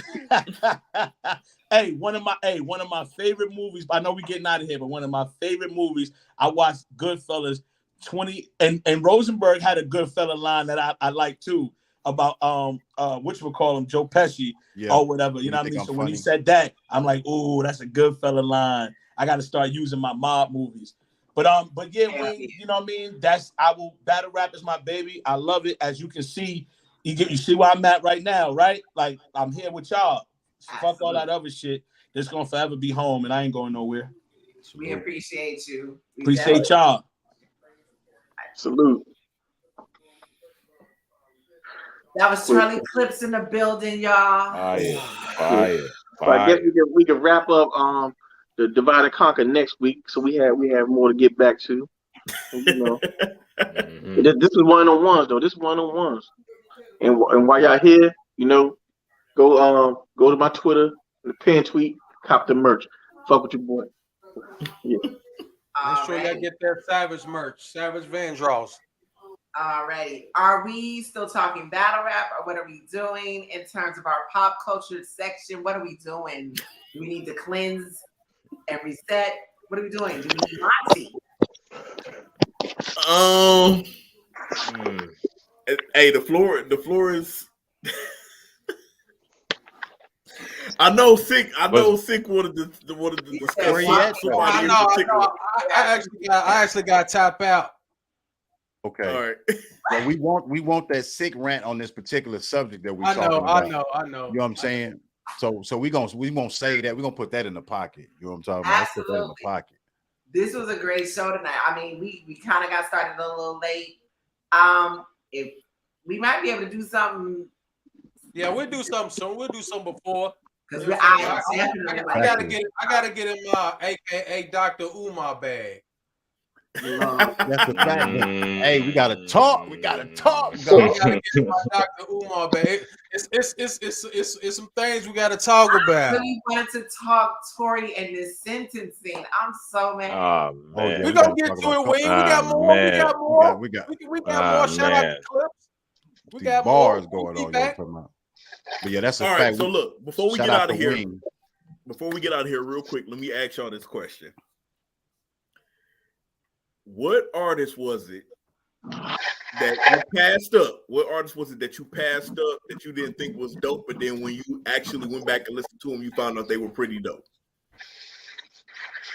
For me, Future. I hated that shit when he first came out with that shit, bro. I'm not even gonna front. I hated that shit, dog. But then, like that nigga fired, dog. But I ain't gonna lie. When that first came out, dog, I remember like, man, what the fuck is this shit? This nigga's like singing off key. This shit is terrible. You stupid. I'm just keeping it 100, you know. That's Migos for me. It was definitely Migos for me. And Migos I'm telling you, you know who put me on Migos? Who's that? Jack Boy Maine. Oh, that makes sense. Shout out. Jack Boy Boy. I'm sorry. I don't like none. He will put that makes sense. I was like, okay, I like it when he says a little flow. Okay, well, you know, that's the Migos. The Migos. Who the hell is that? Yeah. Talking about the Taco Bell people? Like, yeah. Or was it the Taco Bell? The Three Amigos. Yeah, I was like, okay. And then ever since then, I was like, I kind of like, you know, they little jingles. All right. Shout out to, you know. Drake helped him out a little bit on that. We heard it with Drake, and it was like, hold up, no, they hot. Yeah, no, Drake. I guess mine would be Drake too, because I hated the fact, like, he pissed me off when he starts to listen. You can't steal Mac Dre shit. I'm sorry. You can't replicate the Bay Area. You know what I mean? I have a problem with that. You over here talking to, you know, life is too short. Now, come on, my nigga. It's a different feel. You had to be there. You know what I mean? You was 15, 14 years old, sneaking out the house at the Players Club type shit. You cannot recreate those moments. Yeah, Drake is still away. Here, you know, and then with Mac Dre, that's just a different, bro. That's a whole, it's too. You can't. You just need to leave that alone. You gotta leave that alone. Right. You can't mess with the old classics looking ass. I heard that Puff Daddy remixing every fucking thing. He can do Pop, Puffy, all that. This is the Bay Area speaking. I'm sorry. Y'all like Ice Cube said back in the day, jacket for beats. Y'all can get it. Everybody's shit can get stolen. It's the remix era. You know, originality is not what it used to be. Shout out to the real artists. Look, you can say that again, EJ. You definitely can say that again. Yeah, because I'm seeing today's artists remixing stuff we came up on. Facts, bro. Already. I'm like, bro, that shit ain't even 20 years old yet, dog. Right. Like, I'm my parents now. I'm my parents, man. What the hell is this? Nah, man. What the hell is this? This ain't music. Madison, I'm not quite there because shit, I am the like shit. I'm the oldest motherfucker on here, so I can really be like that. Like, what is this goddamn kid listening to? But I be, you know what I'm saying? Some of the shit keeps you youthful when you write. Hold on, let me check this out. When it came, hold on, let me fit. Don't talk to my rounds, Wayne. Hold on, just a second. I'm talking from the old people's perspective here. I'm saying some of that shit, when you get used to it, you be like, okay, I see what they're doing and where the music progressed to in here. You could still have your love for the classics, because to me, don't nothing beat 90s West Coast motherfucking rap to me. And nothing beats like the East Coast shit in the 2000s. You know what I'm saying? Like, there's just like 90s R&B, nothing beats that shit for me. You know what I'm saying? But I do recognize what these niggas is doing now. And because I hate what's the boy, the Earned It boy? Yeah, Weekend. I hate that shit, but I mean, they love the shit. I'll be like, God damn, how can y'all listen to this shit for a whole album? Hear this boy, it sounds like a teenage boy when his voice changes shit. I digress. No, the rapping that they do now, it just makes you want to go and shoot somebody. I don't like it. Listen to that. I don't listen to none of that. They mumbling and shit. I can't. And no, Bree be playing NBA shit. Young Boy's fire. I'll be around him, and I'm like, bro, I can't even think. I can't. I feel like I'm ready to go do something to somebody. It was different with a 3-6 Mafia. You know what I mean? Yeah, you It was more diverse. Wayne, we would just talk about Alpha was- Space and the Ghetto Boys with a song called "Die Motherfucker, Die Motherfucker, Die." And now you're talking about they didn't do that. Come on, Wayne, now don't get the young folks they join. That was white collar gangster. I'm sorry, but they were playing the Ghetto Boys. Ain't nothing white collar about Fifth Ward. They were beating up a That nigga Blaze said I know, Glorilla. but in the original song, they are not talking about killing fax machines. It's a metaphor in that movie. Is she cold? Is she nice? I don't know. I don't live. Who? Glorilla. Well, now I will say this for me. I had no clue. For me, the Not two bad, people, no. the two people that like I ended up like learning about later was Tech Nine and Joe Budden. Now the Tech Nine story, is funny. The Tech Nine story is funny because I remember going up to Best Buy and I was going to pick up another copy of Big L, the Big Picture CD. I have bought this CD literally 6 times. Every time I had put somebody new up on it, they stole the CD from me. So I was up there to buy it, and I seen the album cover for Tech Nine's Angelic, and it looked like a rock album. I'm like, oh yeah, y'all got this in the wrong section. So fast forward for real. If you don't believe me, Google Tech Nine's Angelic and look at that album cover. And so, like, fast forward probably like 2 years later, my homegirl Lee, she was playing this song called She Devil with Tech Nine featuring D12. And I was like, yo, man, this song kind of hard. Like, who is this? And she like, Tech Nine. I still didn't put 2 and 2 together. And then she started playing more of his stuff. And then when I started doing my own research, I'm like, oh, that's the dude I passed up years earlier that I thought he had the rock album or whatever. And then I just became an instant fan after that. And then with Joe Budden, never was a fan of Pump It Up or none of that stuff. I didn't become a fan until Mood Music 2. When my cousin played Dumb Out. When my cousin played Dumb Out, I was like, yo, who is this? He like Joe Budden. I'm like, wait, Pump It Up, Joe Budden? He like, yeah. And Mood Music 2. Mood Music 2 took over the whole year for me. Muggy said Angelic was fire. I think I downloaded it on LimeWire. Damn, talk that Napster Angelic shit. is a great man. Angelic is a great album. The minute I became a Tech Nine fan, LimeWire. I'm talking Gangsta LimeWire is like AOL dial-up. No, you don't know Kazaa. You don't know about Kazaa. Kazaa, yeah, before LimeWire. Kazaa. Yeah. Oh shit. Damn. Man, when I went back, trust me, Angelic is fire. When I went back, I instantly became a Tech Nine fan, bro. Bro, nice with it. Travis talking about that Endo G and Lil Blunt. Okay, what you know about that? Oh man. You know he Kentucky by way of Texas.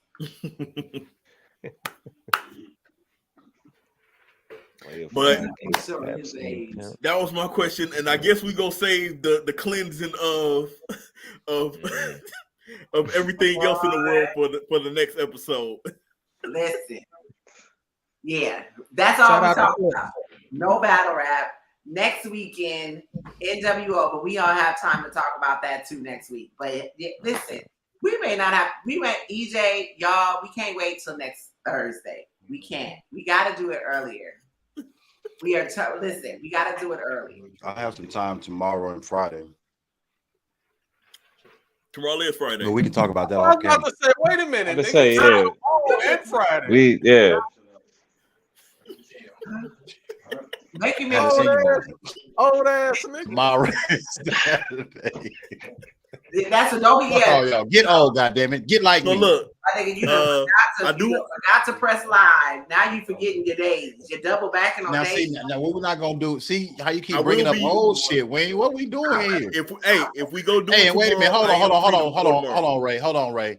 Why she talking about me? She the one told Charlie Clips the wrong time. Anyway, continue, Ray. Oh shit. What I was about to say is, if we go do it tomorrow, I am free. I am free tomorrow because I open tomorrow. So it can't be tomorrow night because I got to work tomorrow night. Oh. Like I said, we can talk about it off camera. So nobody else really gives a damn right now. No, we want to talk about it on camera. Saturday. We can do Saturday. I'm off Saturday. All right, we'll figure out a time. Not at night, in the daytime. We can wake up with the morning bullshit. Damn, the daytime. right. Hey, salute, Madison, man. Appreciate you, man. Hey, salute y'all. Appreciate y'all having me up here, man. This is fun. Facts. Absolutely. Yeah. See, this is how we do it. Yeah, you know, Madison does a show. Well, he's not doing it anymore, but Madison was doing a podcast over on, what was the name of it? It was Powered by Virginia Radio. Mm-hmm. Going to get a shout out to what you was doing. Oh yeah, Powered by Virginia Radio, run by Loud Seabrooks. We had a section on this radio show. It's primarily a radio show, and then we would go live on like Facebook or like Instagram or whatever. We could, go live on the social media. And we basically had conversations like this. We would like center it around like Virginia events, Virginia artists, talking about our league, TNBL, talk about events and just stuff like that, and general battle rap talk where we thought about it. We even had a section where we highlight whack bars. So yeah, man. I like this type of stuff. I like having the battle rap talk. I like to get real deep and technical and talk about the intricacies. Oh, we're ghetto though. We're very ghetto. We're very yeah. No, this is dope though. No, this is fire. Yeah. This is fire. I enjoyed myself. Appreciate it. A lot of shit. Savage was very mild today. It was. It was. Yeah. That's because we really didn't get into the whole recap, but I think he would have been cussing by the time we got to Mook in there. Yeah. Oh no, yeah, talk spicy. Oh yeah, I love it. Mr. Ray, any last words? Oh man, another great show, man. Again, thanks Charlie Clips for coming on. Great conversation, and salute everybody, man. Madison, thanks for pulling up. Likewise, thank you, man. Thank you, appreciate it. Savage, what we talking about? Long live Savage. That's all I gotta say. You know what I'm saying? EJ. Wing, you know how I'm going out. Well, it's your girl. Y'all already know. We can wing, RBE wing, whatever you would choose to call me. Whatever you choose to call me. Make sure y'all pull up next weekend. We have a great. We are continuing the mayhem. Mm-hmm. Thursday, now we on over to No Way Out. Mm-hmm. The Brick series. Intake. That big intake shit. Yes. Big intake shit. First class. First class. Yeah. Second, May 20th. It's about to be a party. There is no VOD, unfortunately, but you'll see it when it drops on YouTube. That's all I got until Saturday. Shout out to our featured guest tonight, Charlie Clips. Shout out to our guest host, Mr. Madison. Shout out to all my wonderful co-hosts on the panel. Great job on DNC2. We're going to continue because I feel like the Bricks did a level up, that we're talking about some superstardom, probably about, I'm thinking about 4 to 6 range of them boys and girls is about ready to move up and do their thing. But, like I was just saying the other day, Monty! You are now rocking with DJ Ladybug. You already know. Yeah. Get into it. Here it go. DJ always at Wave Gang Radio. We talking about man on the street, Mr. Polo. We rocking out. Co-star, pretty money. Yeah, you know the money pretty. In the smoker and why? Yeah, I heard he run the city. Gang. You already know what the squad do. Blood and everything. 2020, what we into. You already know the name. Monty King Jigger. Get your watts up. Ask around. I'm a mean spitter. Go get a flow spitter. Pinch hit a rim spinner. DJ Ladybug is the plug. Keep it low tenor. Back on my intros, you all know the info. Yo. Just call me Monty on everything tenfold. Wave gang. Hey, bring the whole thing down with the crew right in front of his face, nigga, give me space, yeah. Why you keep talking about the shit like a shit, say, Che, nigga, fuck you, think